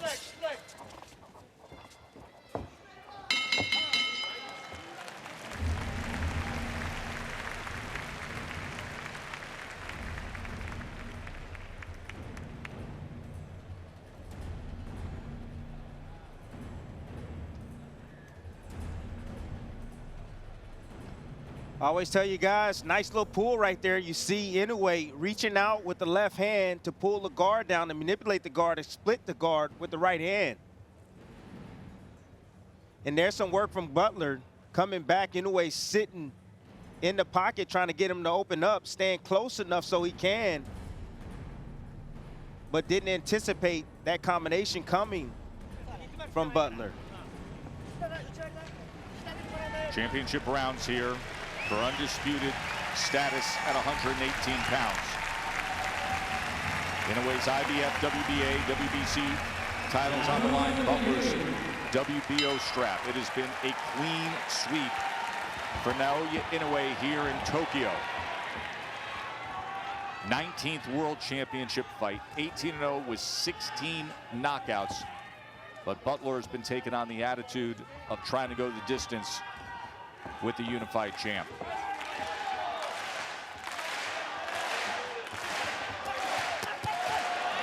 Now Inoue with a combination to open up this 11th round. Ooh, and I love the speed on those punches. That's what I'm talking about. Changing up the cadence, baby. Speed coming down the middle, but now he needs to bring it downstairs. After he get those hands high and raised on Butler, attack that body.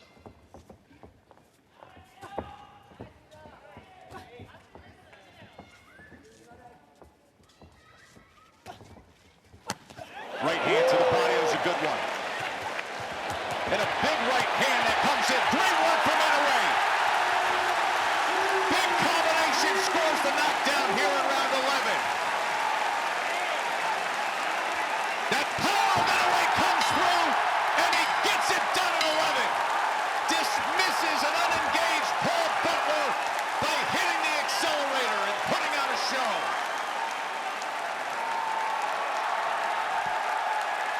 Timmy, you said I love the speed and the power of these punches to open up this round, and it got to Butler. He did it again. Knockout victory for the monster.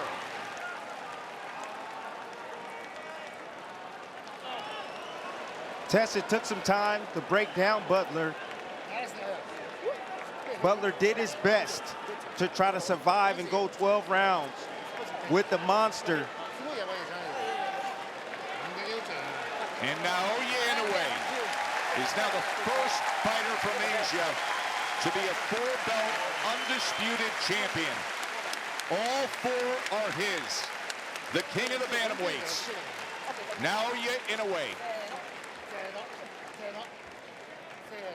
Test that sequence right before he came out when he was dancing and you seen him moving his feet. His corner, I don't know what they said, but I can assume what they said. They said, hey, wake up. Wake up, come on, you alive? Let's go. Go get this stoppage. Go get this stoppage. And Tim, just for perspective, when a guy is trying to just survive, a guy like Butler is just saying, hey, I want to go the distance. How much of a challenge is it to close the show the way Inoue just did? It's extremely hard, Tess, because you get bored. You get bored of doing the same thing, and you know, you're not getting the same result. You're trying new things, but he figured it out, Tess. To make it official. He figured it out. Ladies and gentlemen, we have the time of 1 minute 9 seconds in round number 11. A referee stops the contest. He is the winner by way of technical knockout. He is still undefeated, and now boxing's first undisputed bantamweight champion of the world, Naoya, the Monster Inoue. What's the referee in charge now to give instructions? Hector Afu. Guys, I got instruction in the dressing room. Touch glove. The time has arrived. Inoue and Fulton. And I go back, Tim Bradley, to what Stephen Fulton said of hearing those who doubt that they don't believe in me. Well, let's make them believers, he said. The task is in front of him to defend his titles on Inoue's turf. Round number 1. And Timmy, do you expect Inoue could come out fast here and test Fulton off the 13-month layoff? Absolutely. You know, but right now he's showing some respect right now for Fulton's game. Inoue hasn't yet decided to attack. What he's doing is he's just taking a look at him. But trust me, I assure you, once he gets his range, he will start to attack Fulton. Of course, range will be critical tonight. Remember, Stephen Fulton, a 3.5-inch reach advantage, the naturally bigger man, taller man. Always been at 122 pounds. Inoue worked his way up from 108. See, right away, you can feel the intelligence of the fighter just with his movements. Inoue feels that from Fulton, that he's smart. That's the reason why he's not just rushing in there. He doesn't want to walk into anything. Fulton is a slick boxer, sharpshooter, great counterpuncher.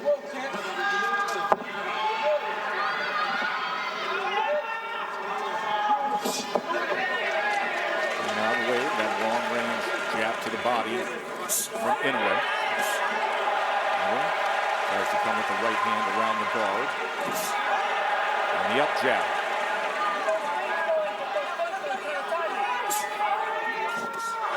So interesting to see that low lead hand from Inoue starting off like that.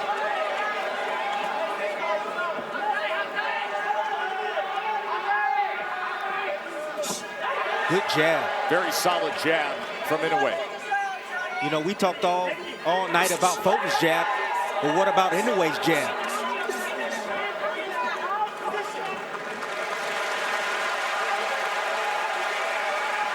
It's quick, it's accurate. It's on point tonight. Goes with the jab to the body again. Level change. Versatile offensive attack as always from Inoue. Now goes upstairs with it and follows Fulton back to the ropes before the tie-up and the separation from Hector Afu. Taking advantage of that movement. You know, Fulton thought he was clear, thought he was gonna get on his bike, and Inoue chased him down, cut him off.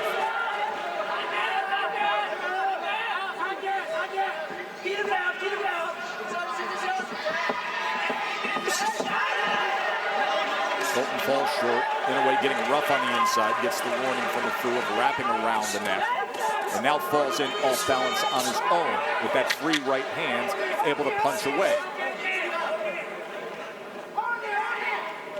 And a warning for behind the head from Afu. Veteran referee from Panama. End of one. 本日のメインイベント、両選手の経歴、戦歴をご紹介いたします。アブトーナー、スティーブン・フルトン、アメリカ合衆国出身、1994年7月生まれ、デビュー2014年10月。プロ成績は21戦25 Both guys, both fighters exchanging jabs right there. Inoue getting the best of it.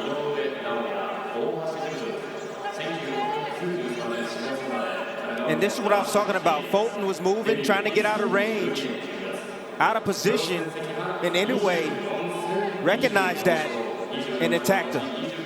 Inoue very successful with the jab in round number one. He had an 11-3 connect advantage overall, but Inoue with his jab landed 50%. He was 5 of 10 with the jab in round number one. Tess, he's throwing an up jab. A vertical jab to split the guard of Fulton, and also an up jab. It's coming from a different level underneath the guards of Fulton. Right back to it. There it is again. And there's the first right hand that is able to land. And it comes with it again, and then a 4-punch combination that included a left to the body from Inoue. The speed and power is real. The speed and the power of Inoue is real.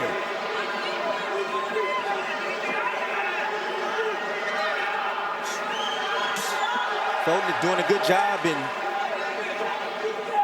being patient, blocking shots, moving when he has to.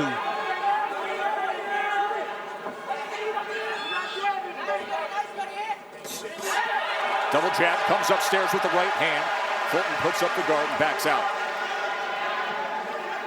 So a lot of those shots are blocked, but you can tell the effect of those punches. You see Fulton, even though he's the bigger guy, when he gets hit, he gets somewhat knocked off balance from them heavy blows coming from Inoue. Fulton steps forward, Inoue backs off. You can see how calm and in control he is early on here. As he comes with another 4-punch combination, tried to go to the body with that right hand in the midst of that. There's that jab, and there are the levels. Went upstairs and then to the body again, Timmy. Inoue is sharp. When he attacks, he doesn't want to miss. He wants to make every punch count. Fulton's having a hard time finding his range and getting any offense started, really.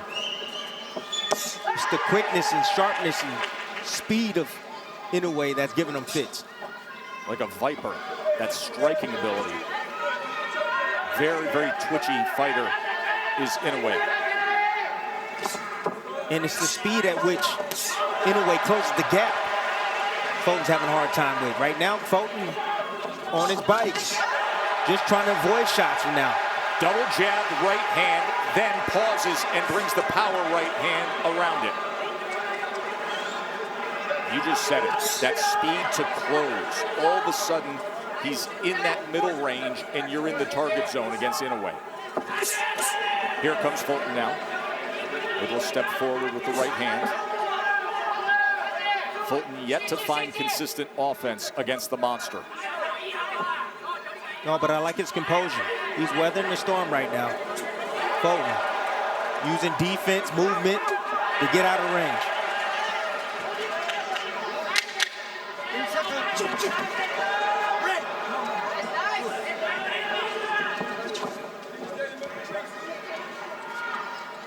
End of 2 in Tokyo.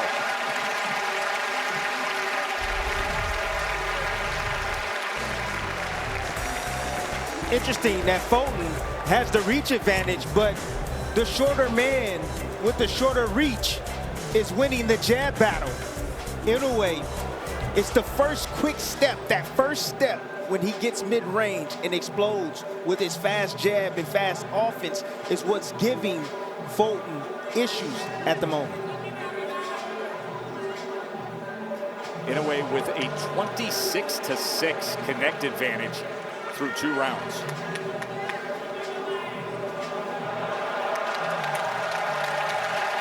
The levels of the jabs, you mentioned it, the jabs to the body. He has 5 body connects already.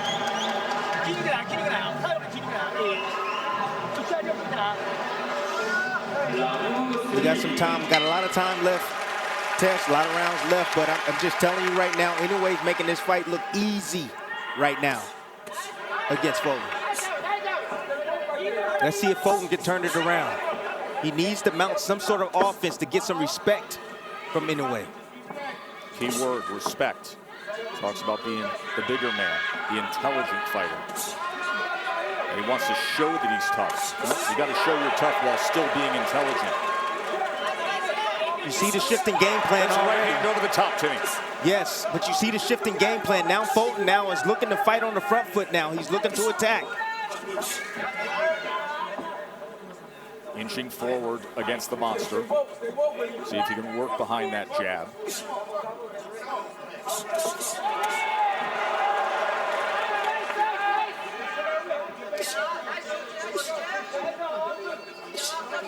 Inoue has good countering ability as well. Posting the body again with the jab. That has been a point of emphasis early on, and then the right hand up top. Partially blocked, Tess. Partially blocked. 1-2 from Fulton.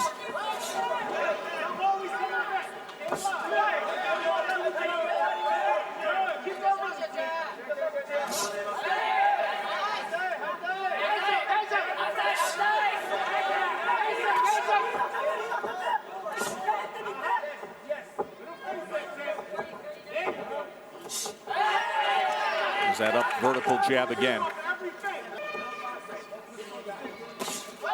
Back to the body with it. Fulton is there in range, but he's not pulling the trigger. Well, it's that middle ground that was the concern. And if you're going to stay there, you got to throw. That up jab has had such success for Inoue.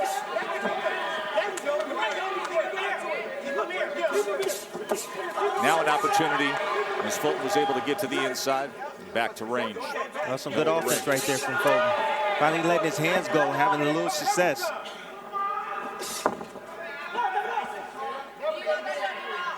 Fulton's doing a little bit better moving forward. He just got to let his hands go. He's in range, but he's just sitting there, sitting still. I think he's afraid for what's going to come back. The speed is too blazing fast. Tough to replicate with a sparring partner what Inoue and his unique physical gifts offer when you're opposite him. Rare combination. Elite speed, technique and two-handed finishing power. Uppercut, right uppercut to close out round number 3.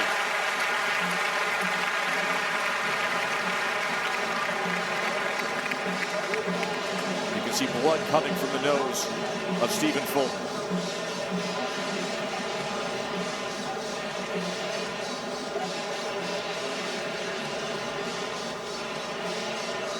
Nice level-changing jab right there in exchange.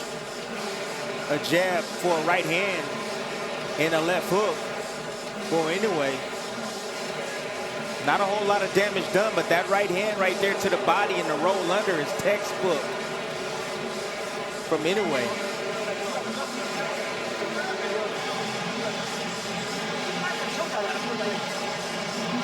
Shingo Inoue, his father, working the corner for Naoya. Wahid Rahim, trainer of Stephen Fulton. 2 Philly guys, and take great pride in being from Philadelphia, aka the bottom, West Philly. Stephen Fulton is detailed having survived a rough childhood and how it has defined him in so many ways.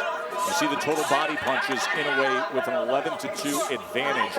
He has been increasing his work rate as the fight has moved around in the early stages, as he comes with 2 right hands to open up this 4th round. He had 11 total punches in the 1st round, landed 15 in the 2nd, 18 in the 3rd, but he threw 56 punches in that last round compared to 28 in the 1st. So he's picking up the productivity as well. See, I like that inside work from Fulton. In the inside, banging on the body of Inoue, getting a little physical on the inside. Fulton has a lot of confidence in his ability as an in-fighter. Good right hand. Right hand from Fulton. Catching Inoue, trying to get out. Came straight back.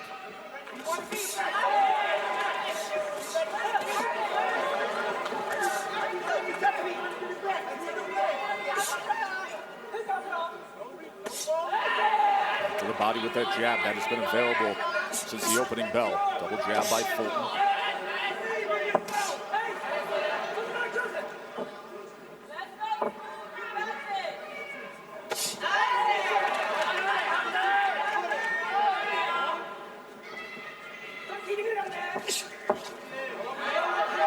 Not sure about that all the way out, all the way in stuff. Fulton is standing mid-range, not doing anything. Inoue's beating him to the punch. He's there. He's there, but he won't pull the trigger test. Inoue has that kind of power where he can punch through the defense as well. You've seen that a few times. And showing the levels with that jab again, consistently going to the body with that jab is Inoue. Fulton's getting outboxed. He's getting outboxed, and he's supposed to be the superior boxer. Well, we get so enamored with the power of Inoue and the results. He is a supremely intelligent boxer as well. Good combination from Inoue. More blood coming from the nose of Scooter Fulton. It's not working for him at that distance. Fulton's going to have to make some changes. Going to have to make some adjustments. He's going to have to take the fight on the inside. That comes with a certain risk to be more offensive-minded against the monster. As he does for a moment, does Fulton, then backs out with his hands up.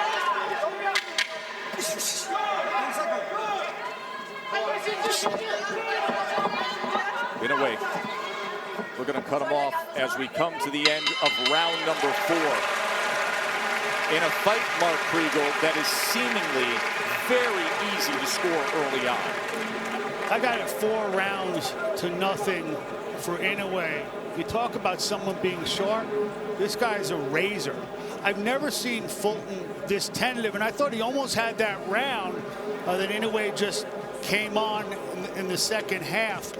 But again, I've never seen him so tentative. When we talked going into this about Fulton's jab, what I'm seeing is an extraordinary jab from Inoue, starting with a shot to the body and then going upstairs. He's dominating this fight with that one punch. Everything comes off that. 4-0, says Mark Kriegel. Inoue. As for the jab, He has thrown 105 jabs already, has Inoue. Fulton, according to CompuBox, has thrown 112 total punches. Inoue connect advantage through 4, 55 to 18.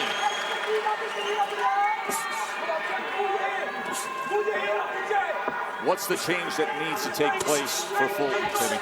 Kind of change his rhythm. He's standing directly in front. Use your legs. He can draw in a way. I mean, he tried to come forward, but he's not letting his hands go. He's afraid for what's going to come back. So now use your legs. Try something different.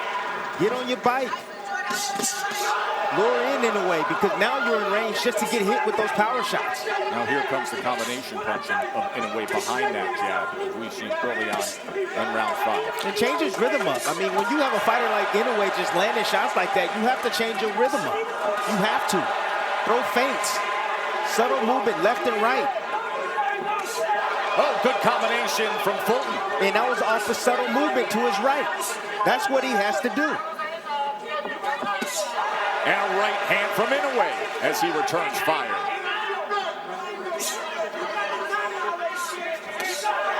Another right hand from Inoue backs up Fulton. Heavy. Yes, heavy. He's extremely and good right hand. Good right hand from Fulton right there, catching Inoue. See, Inoue is getting a little bit overconfident, Tess, and he'll leave himself available sometimes. He'll leave himself open. Fulton taking advantage of those moments. You can hear the thud in Inoue's punches. Even the right hands that could be glancing or catch a bit of the glove of Fulton, they still will back him up.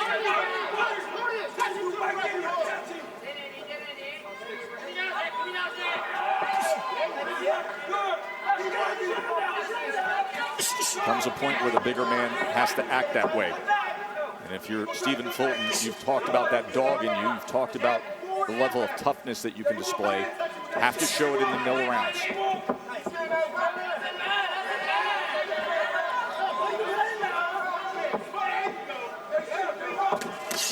Right hand from Inoue. A lot of those shots are being deflected by the guards of Fulton.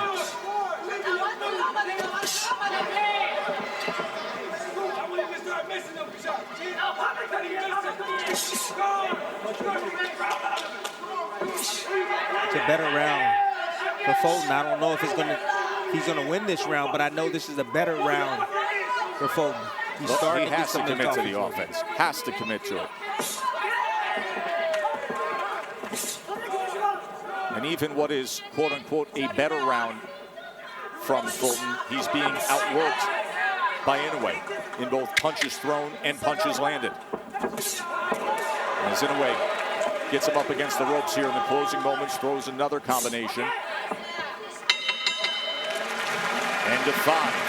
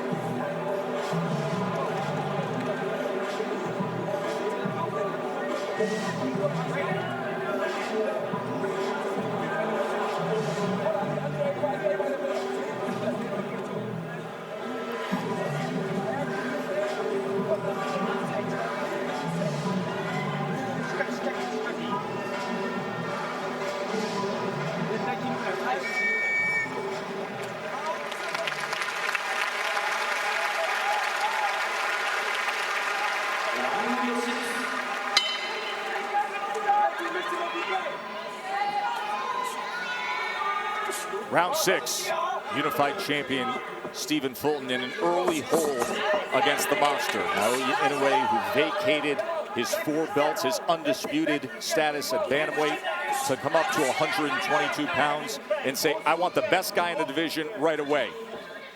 And early on, being so relaxed, but so fast and striking and consistent and productive with the jab and his offensive arsenal to bank an early lead.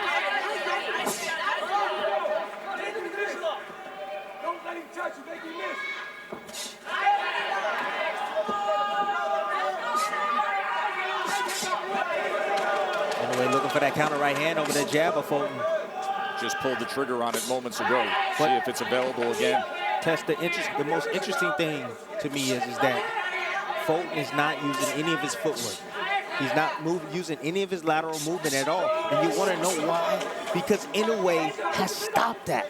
He's punching where he's going. So anytime you see Fulton get on his bike and try to move left or right, Inoue is quick to cut him off and says, I want you directly in front of me. I don't want you moving anywhere. That time he comes in with the left hook. That speed to close, whether it's straight ahead or lateral, just another part of what makes him so dangerous. As Fulton comes forward that time, falls short of landing, and then wraps up. Halfway through round number 6.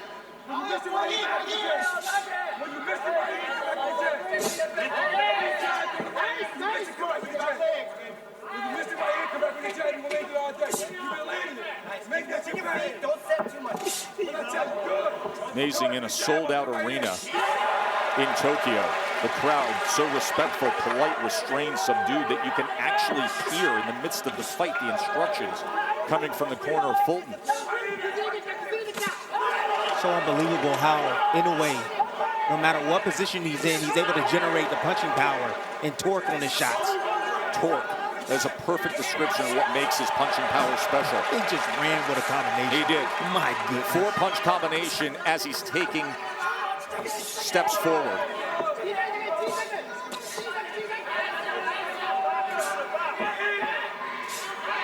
It's that jab. It's been the key. It's been the key. It has been the key.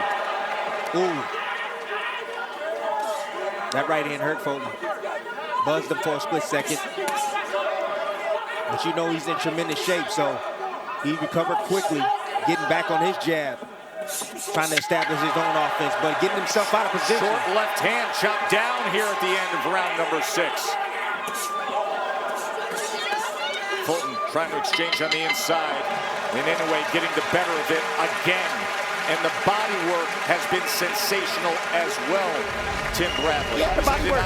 18 body punches. My goodness, the body work. Yes, we knew that was going to be part of his arsenal tonight and a part of the game plan, particularly with that stab jab, stabbing down to the guts, weaken your opponents, take his legs, you know, and also allow you to set up things up top, particularly the right hand, sometimes and occasionally the left hook. Boom, beautiful right hand downstairs. Like I told you guys, he usually uses the right hand first to put himself in that position to use that left hook down to the body. Sometimes he even throw the uppercut or the hook up top. Beautiful offense by Naoya Inoue. Something's got to change for Scooter.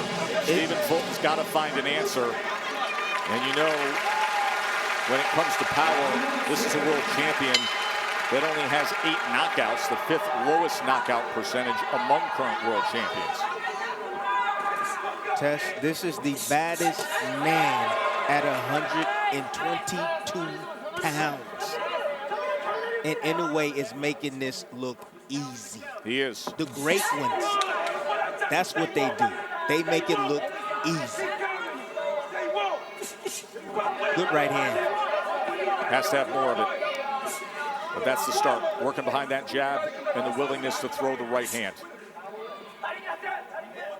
Interesting enough, you have Inoue, he keeps his head on that side. I'm seeing him keep his head on that right side, right in the line of fire for that right hand of Fulton. Listen, we've seen Inoue get hit in his career. We've also seen him at his best when he does. Yes.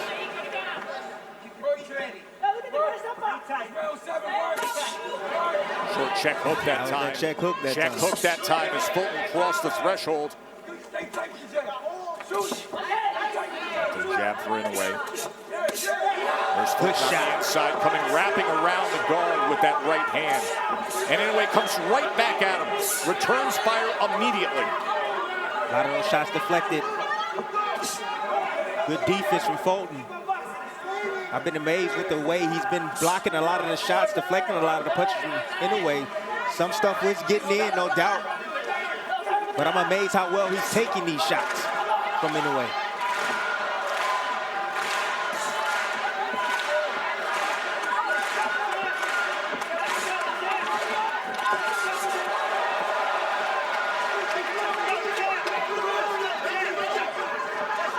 That speed and power is unreal.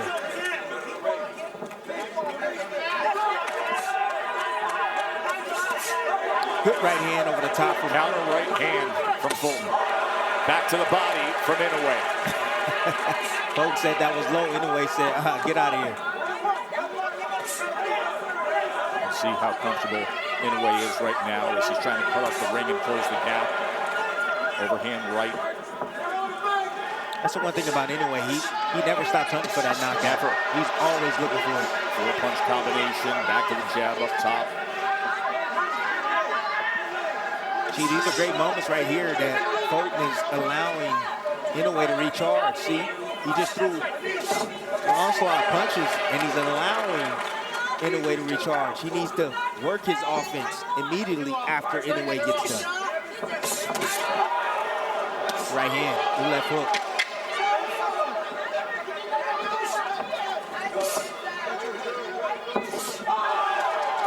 Good jab. And that jab. Seventh round was Stephen Fulton's best round in terms of a high number of total connects. First time he hit double digits tonight in Japan. 13 of 38 in that last round.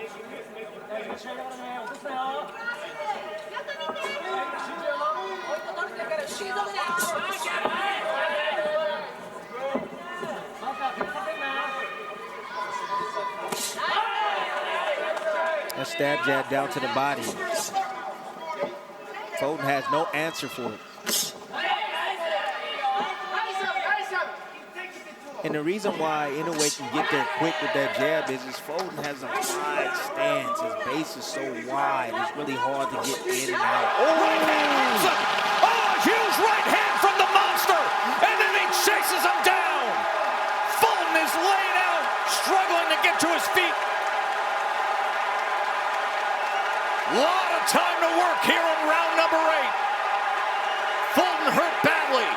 The monster on the attack, trying to claim 2 more belts as Fulton tried to grab the ropes, backed up into the corner. Here comes Inoue. That destructive, decisive power does it again. The monster, a 4-division world champion, stamping in Tokyo.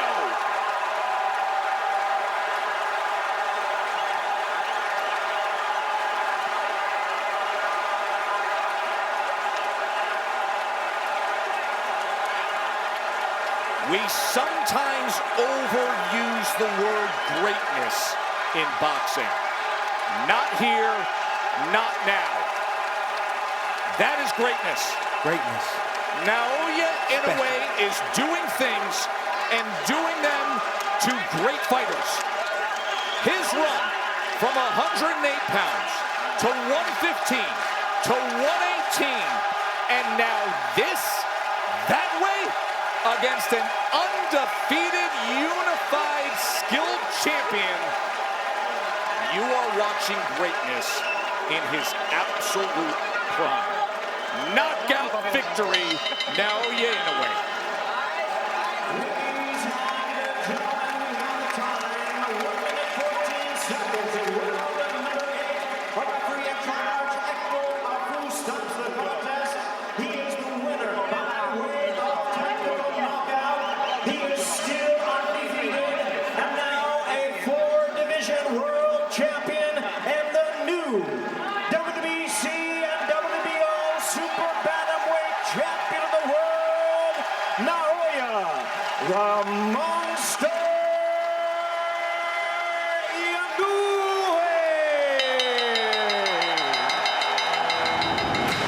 Gave you guys your instruction in the dressing room. I expect a clean, fair fight, start to finish.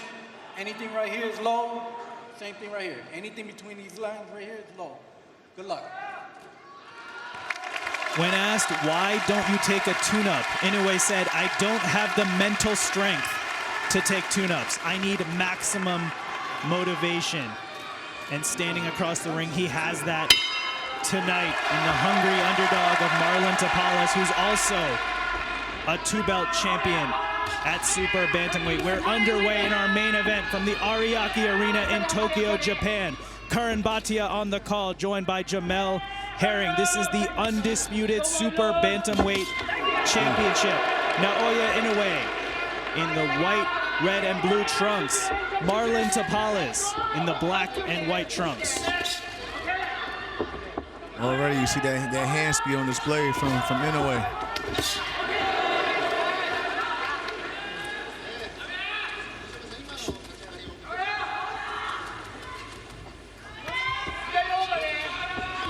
Right now, Tapales is making the mistake of just sitting in front of him too long, because Inoue has explosive power, and any minute he could just dart out with a solid 2 shots down the pipe. You saw Inoue with a quick right hand, and there again, Jamel, it's not just the power, it's the speed that Inoue possesses. That's what I mean. You can't just sit there and right in front of him looking at him, because just like shots like that, like I just said, 2 shots down the pipe is all he needs.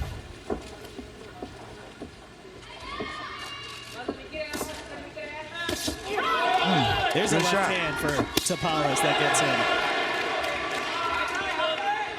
in. Again, I would like to see Tapales, especially as a southpaw, continue, move to his right. And don't do that, because like I said, he would have fell into a mean uppercut by lunging in like that. Just move to your right and stay off the line from Inoue's right hand, because that's the southpaw killer. Sharp right hand to the body, followed up by a left hand by Inoue. 1 minute to go in round 1 of our main event.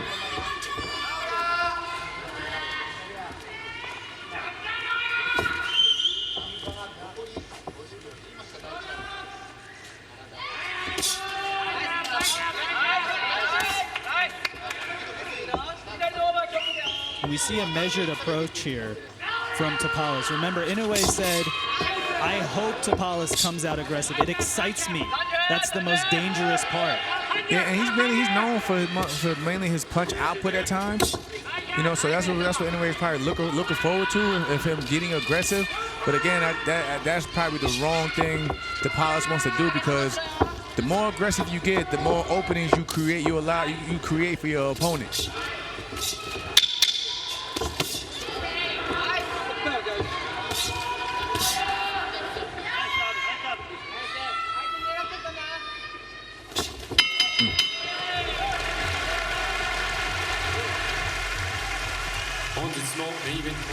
So Jamel, we could call that a surprising round 1, as we see Shingo Inoue's father, Naoya's father and trainer. There's the left hand that landed for Tapales. Nice. It was an interesting game plan, right? Come out a little bit more conservative, work on your timing a little bit. You see right there. That's what I mean. When he fell in though, and he got caught with that uppercut. I mean, they both shared, had their little moments, and it was pretty much still a fill-out round. But again, I would like to see Tapales, just use lateral movement. You don't want to stand in front of a man that has a dangerous right hand. And on top of that, he also, he has to, in this fight, he's gonna have to pretty much guard that liver, because it's another weapon that Inoue can use is that that left hook to the body. We've seen many fighters dropped by body shots by the dangerous Naoya Inoue. Round 2 underway here. Just upper body movement, little short steps. You don't gotta exert too much, but you have to do something. You have to do something in front of your opponent. Even if it's just subtle movements, feints, stepping over, but what you don't want to do is stand in front of them, because like again, we've seen them explode out with a 1-2 and end fights early with just that combination. And just like that, Inoue landed the 1-2 there. Now, it was partially blocked by Tapales, but that's what Tapales doesn't want to have happen. There's a left hand. That's going to be called a slip. Be interesting to see the replay on that one. It did look like a quick left hand, as Inoue follows it up with a right to the body. And again, you see Inoue using that reach advantage, just boxing and keeping everything on the outside. Basically, you probably trying to bait him in to fall over that lead foot again, and before he lets go of that right hand. see Tapales reaching at times with his jab. And you see Inoue with that back foot taking a step back, almost trying to get that looping right hand, almost that uppercut to Tapales' head when he leans in.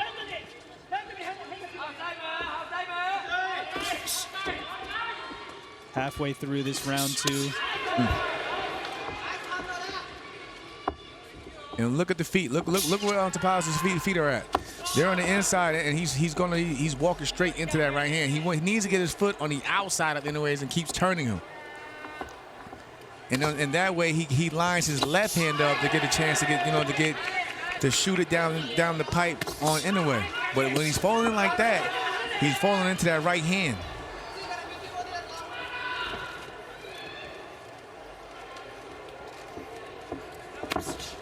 See, his head is going right in the direction of that right hand. He doesn't want to do that.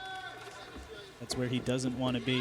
And one thing that gets forgotten a lot with Inoue, we see the highlight reel knockouts, but the defense, and you see the left hand there covering the head. He's been called twitchy before, but in a way, it's his ability to parry, to disrupt punches coming towards the head. See how he fell in?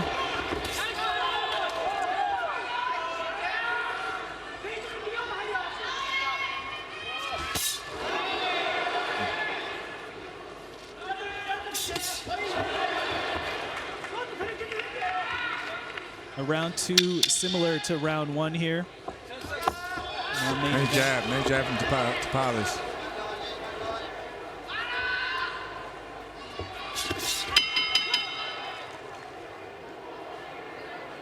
Let's take a look at the replay here from round 2. Again, he's getting closer and closer, finding his range with that right hand. But that's what I mean. When he falls in like that, he's gonna fall into the right hand and possibly not see it. And the ones you don't see are the ones that put you out.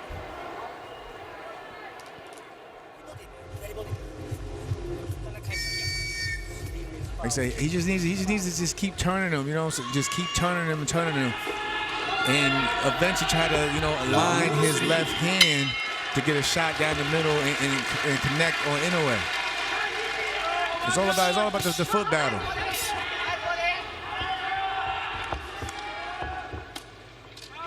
But that right there is still like, no, because you're just a sitting target. And here comes Inoue. Those punches are partially blocked, but they are backing up Tapales.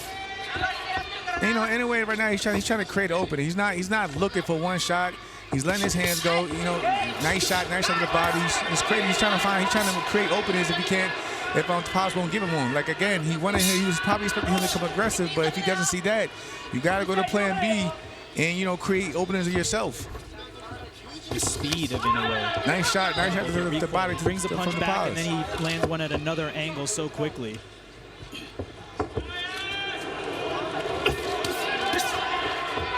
And Jamel, to your point, it looks like Inoue is baiting at Tapales a little bit here. Boom.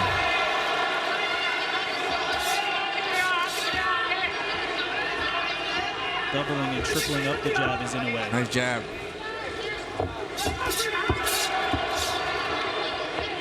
Inoue displaying the right hand before throwing it. Speed, foot movement. All right, he's trying to get a little bit more looser.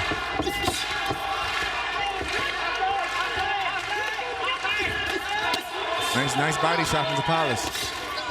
Tapales got on the inside there and was able to land to the body. Jamel, is that what you'd like to see from Tapales? Get more on the inside? Yeah, again, he can get there, but him having just a slightly shorter reach, he's gonna have to box his way in. Nice combination from him. And again, you wanna keep Inoue offset. You don't want him to get comfortable and get set, because the minute you do, he's gonna sit on those punches, and that's when the power really starts. That's when he really starts to generate power, because it all comes from the legs. But if you keep backing him up and offsetting him, you can prevent him from shooting back at you so quickly. And some good body work in return there from Inoue. You see him having the battle of the foot position now.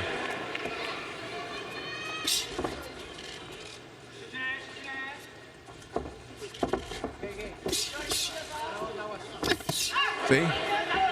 Look where Inoue is on foot. As long as he keeps his lead foot on the outside of Tapales' foot, he's always going to be in range to load up on that right hand, just like that again.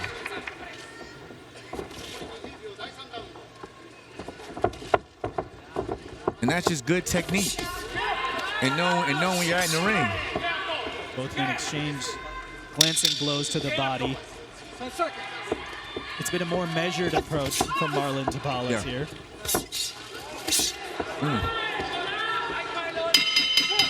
We saw Inoue there baiting his opponent, showboating a little bit. He's been known to do that, even though he is a very humble fighter. When he's in the ring, he always puts on a show, and he's doing that tonight at the Ariake Arena.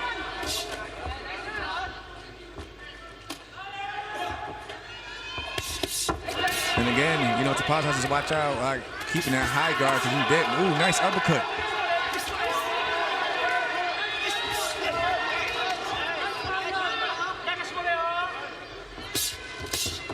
And I was just saying, that high guard at times you don't always see everything coming at you.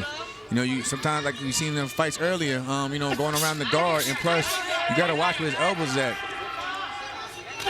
Meaning, you know, Inoue can take that. He can start, you know, targeting under the elbows to the body. So you gotta start watching out for that as well. Nice body shot from Tapales. But in a way, that high guard is like blinders in a way. You can't see what's coming around it. And even Inoue, you know, what I'm saying, he put his hands up, and what happened? He didn't see that shot that just broke through the guard.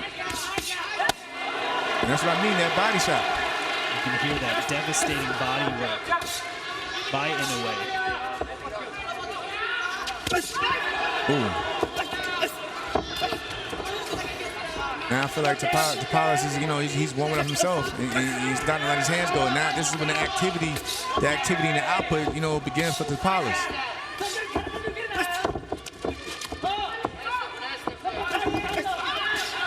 Nice work from Tapales.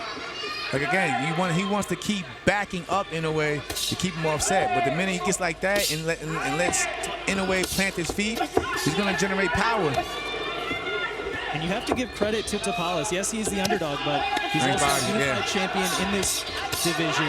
He's not coming in like we've seen previous opponents of Inoue do and not trying to engage. And again, I like the game plan that Tapales is doing though in terms of the body. Nice right hook to the up top. He's going to the body, you know, to probably take away some of that power up Inoue, but he has to be careful. You don't want to get greedy. And here comes Inoue. 2 right hands to the body, left hand upstairs. Inoue making his presence known in this round 4. Now you see Tapales is marching forward. Nice body shot right in between the punches from Inoue.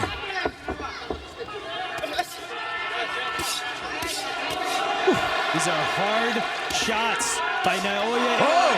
Big left hand to the head. Here comes Inoue, the monster. Left hand, right hand, Tapales is down.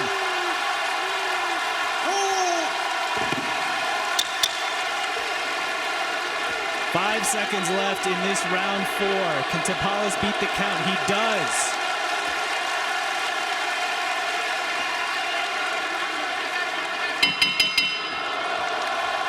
But Naoya Inoue scores the knockdown in round 4. But that's what we were talking about earlier. You know, Inoue wanted him to get aggressive because he, like I said before, the more aggressive you get, the more chances you create openings for your opponent to counter and punch in between the shots. And that's exactly what we see in that last round. He was trying to fight fire with fire, got aggressive, opened up.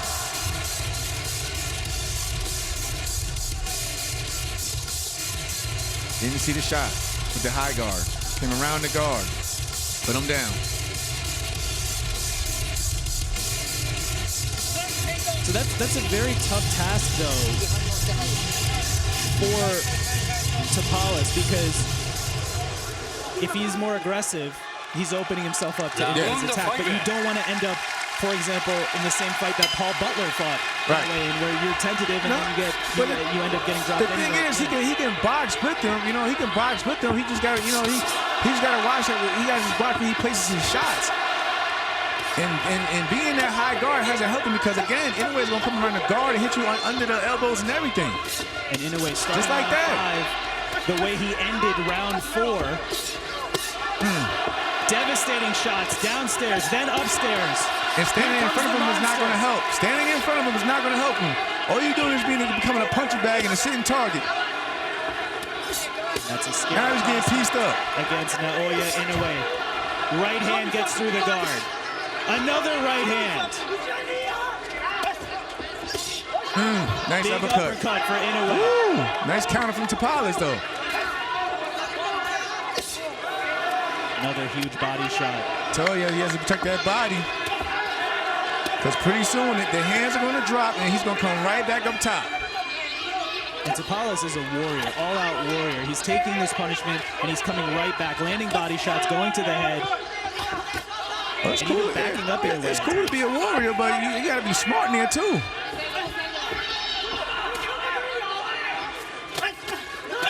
Nice counter.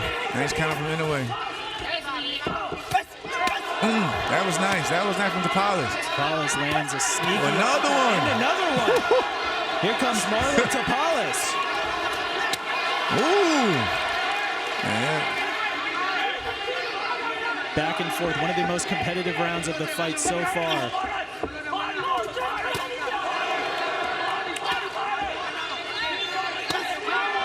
Nice. Both men exchanging right hands to the head. Oh. Big uppercut by Inoue.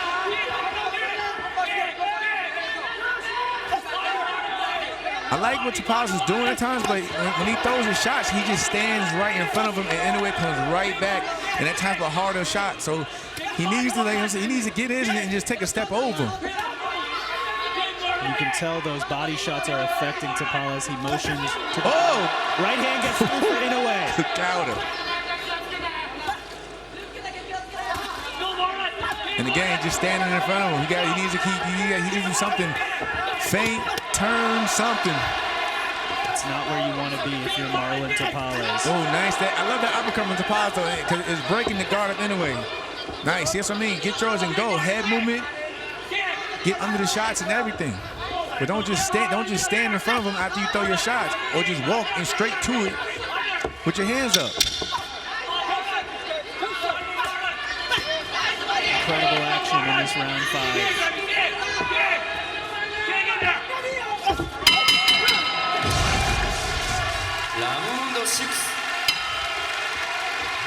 Round 6 underway of this undisputed super bantamweight championship. Naoya Inoue in the white, red, and blue trunks. Marlon Tapales in the black and white. Karan Bhatia on the call, joined by Jamel Herring. The Ariake Arena in Tokyo, Japan is playing host to this matchup. You can hear Tapales' chin jab to the body. Nice left hand from Tapales.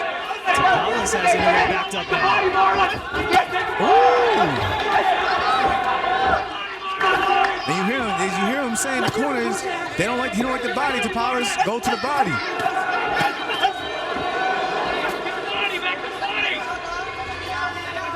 So again, like I said, he's doing a lot of good things. I just like to see him tighten his defense. Good jab from Tapales.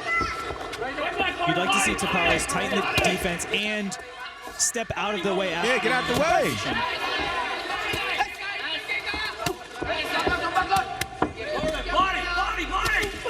Ooh. I know a lot of those are boxed, but you can hear just the pop on them on the end of those shots from Inoue.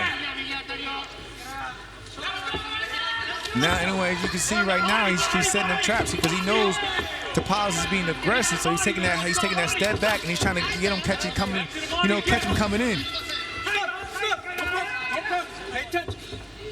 Halfway through this round 6, Inoue said he hoped Tapales would be aggressive. That would excite Inoue at that prospect. And Jamel, you're explaining why that's going to give Inoue openings. Again, right now, I would like to see Tapales, starting to move again, start lateral movement, keep turning. Tapales abandoned movement shortly and took 2 to 3 right hands upstairs. But it's like I said earlier, if you know, he got caught, but he's coming out with his hands down. But it's like I said earlier, though, whenever he pretty much offsets in a way and keeps backing him up, that's when he finds success. When he just stands in front of him and tries to go toe-to-toe, that's when he runs the risk of opening up, getting caught with something big. And there is something big from the monster. Varied attack, downstairs, upstairs. You gotta keep backing him up though.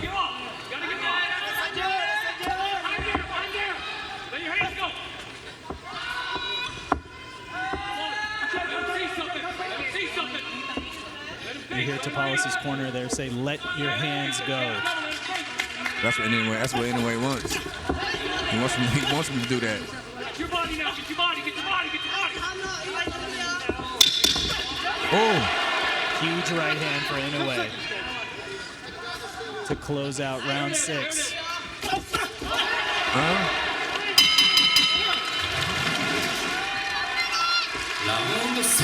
But the positive, he's in this fight. He's definitely in this fight though.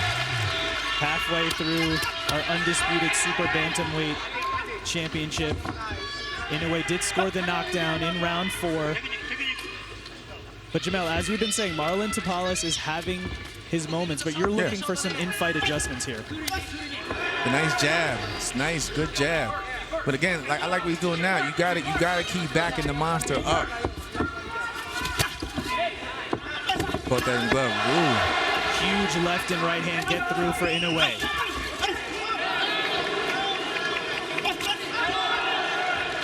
Again, Tapales, he's having his moments. Again, nice. Nice lead jab there. Surprised Inoue. Inoue even impressed him. He gave him his prop.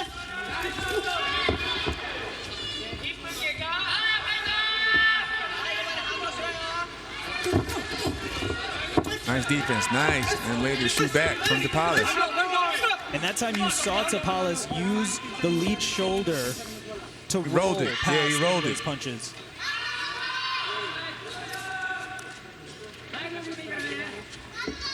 He's stepping over. That battle of that front foot, that's so common when an orthodox fighter fights a southpaw.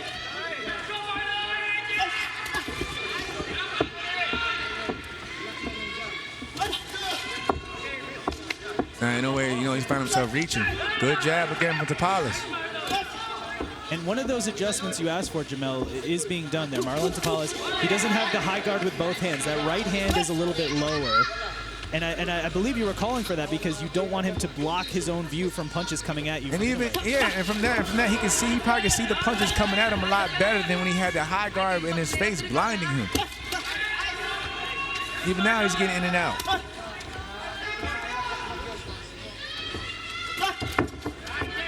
Now, Inoue is going to have to probably make some adjustments of his own now because he's seeing that he can't get to him with that right hand. So he's probably going to have to, step, he can't just look for 1 or 2 shots.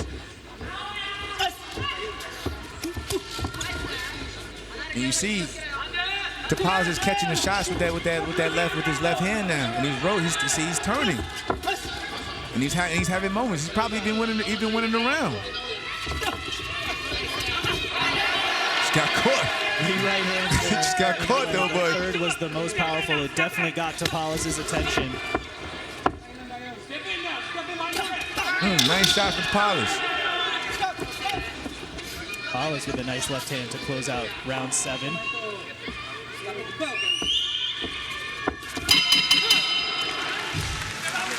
Round 8.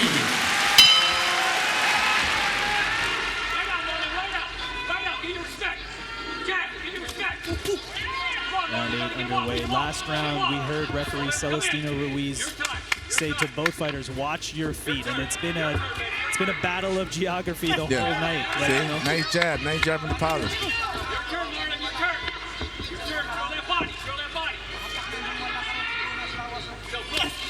And you see now with Tapales, he's changing levels with his body, meaning that he's bending his knees, he's got the body movement, he's turning. The jab is finding more success. Now, he's catching Inoue falling at times. And when he does, he has that free hand, let it go. See, you hear Sean Gibbs saying, that hand's free, let it go.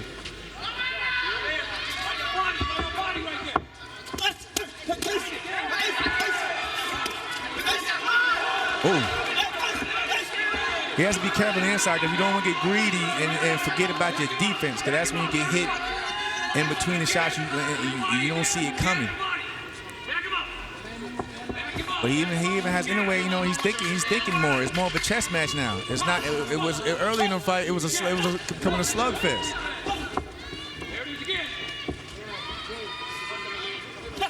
That's what you want to see in an undisputed fight. Two fighters making in-fight adjustments. And Marlon Tapales has been able to find some success here in the middle rounds. And he's found a lot of success when he catches Inoue, you know, backing out. Because that's what I mentioned earlier. I feel like you have to keep the monster on the back foot. But when he's coming forward, that's when he's really dangerous. And if you sit in front of him, he's gonna let his hands go. Nice from Tapales again. That left hand got in there from Tapales. And again.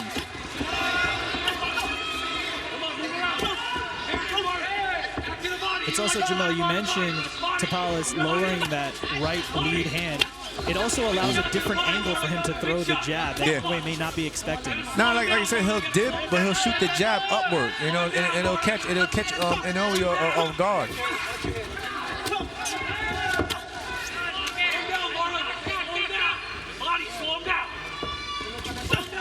Nice. Big right hand there for Inoue. He threw the shot where he felt that where Tapales was going to be at. He knows that though he's going to dip, so he threw it right down there and caught him on the mark. Nice counter from Inoue.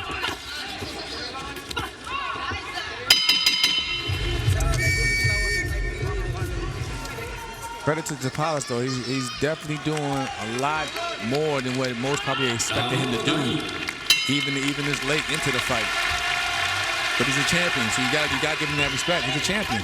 Round 9 underway, and that's exactly what we hoped for and expected from Tapales. Even though he has 2 belts, came in as an underdog, has shocked the world before. And you see the small adjustment from Inoue, like he's doubling up that right hand. See, again, he's doubling up that right hand. Because Tapales, Tapales thinks he's going to stop at one right hand and he'll double up. Nice 1-2 shot from Tapales. The left hand got through for Tapales.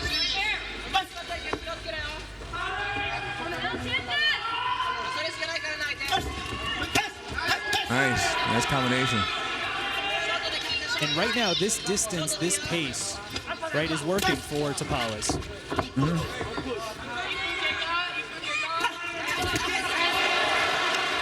That's where the monster's dangerous at when he starts moving forward. So Inoue does that. Got to back him up. Keep backing him up. And keep turning. Right now he's lined up to Inoue's right hand. See, he just got caught. He got lined up. Got to keep turning him.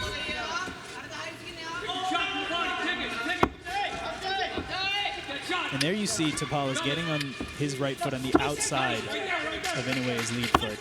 But he has to watch. I know he has to watch it. Even because when he shoots that jab forward, he shoots right. He falls right on the inside of Inoue's feet.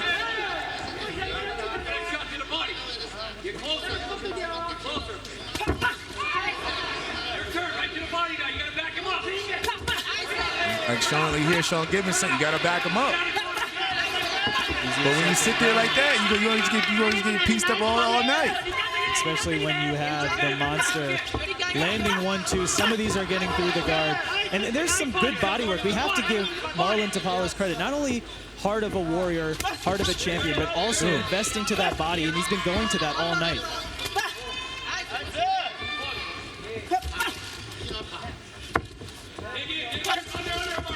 Nice jab from Tapales.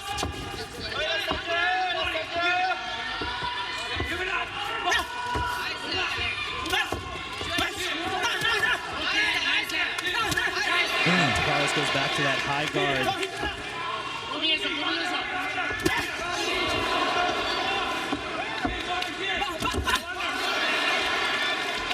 2 jabs and 1 big right hand for Inoue at the close of round 9. Good body shot from Inoue under those elbows.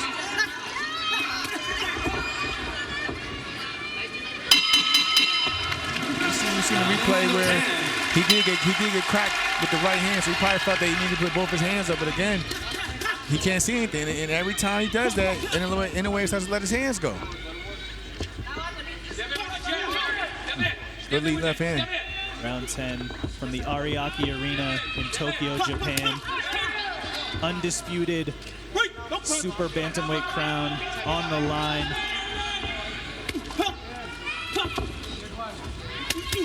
Inoue certainly having success, but Marlon Tapales showing that he belongs in this ring. He belongs with an opportunity for himself to become undisputed.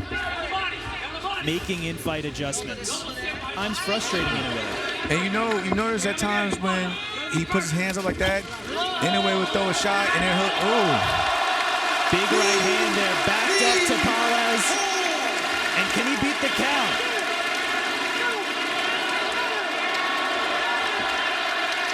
He's not gonna make it up. Naoya Inoue makes history. The legend of the monster continues to grow. Inoue becomes only the 2nd man to be undisputed in multiple weight divisions in the modern era. History made here in Tokyo. And I'll tell you what happened. Like he thought he was defensive, had both his hands up, and Inoue broke right through the guard and hit him right on the chin. But when he was changing levels and he was staying low, up and down, he was actually protecting himself a lot more better than that. Again, when you put your hands up at times, sometimes you can just become a punching bag, and fighters are gonna just let their hands go. And that's exactly what he did. Incredible achievement for Naoya Inoue, historically great. A champion in 4 different weight divisions, and now can say he's undisputed. Was undisputed at bantamweight, now undisputed at super bantamweight. This is rarefied air for Naoya Inoue. And we have to give credit to Marlon Tapales. He fought a measured game plan early. He made adjustments, but at the end of the day, the monster was just too much, Shimon. Oh, absolutely. But again, like I said, give him credit. He stepped up to the plate. Most probably didn't even think he would have did as good as he did tonight. That big right hand for Inoue. Number 10, a referee in charge, Celestino Ruiz, reaches the count of 10.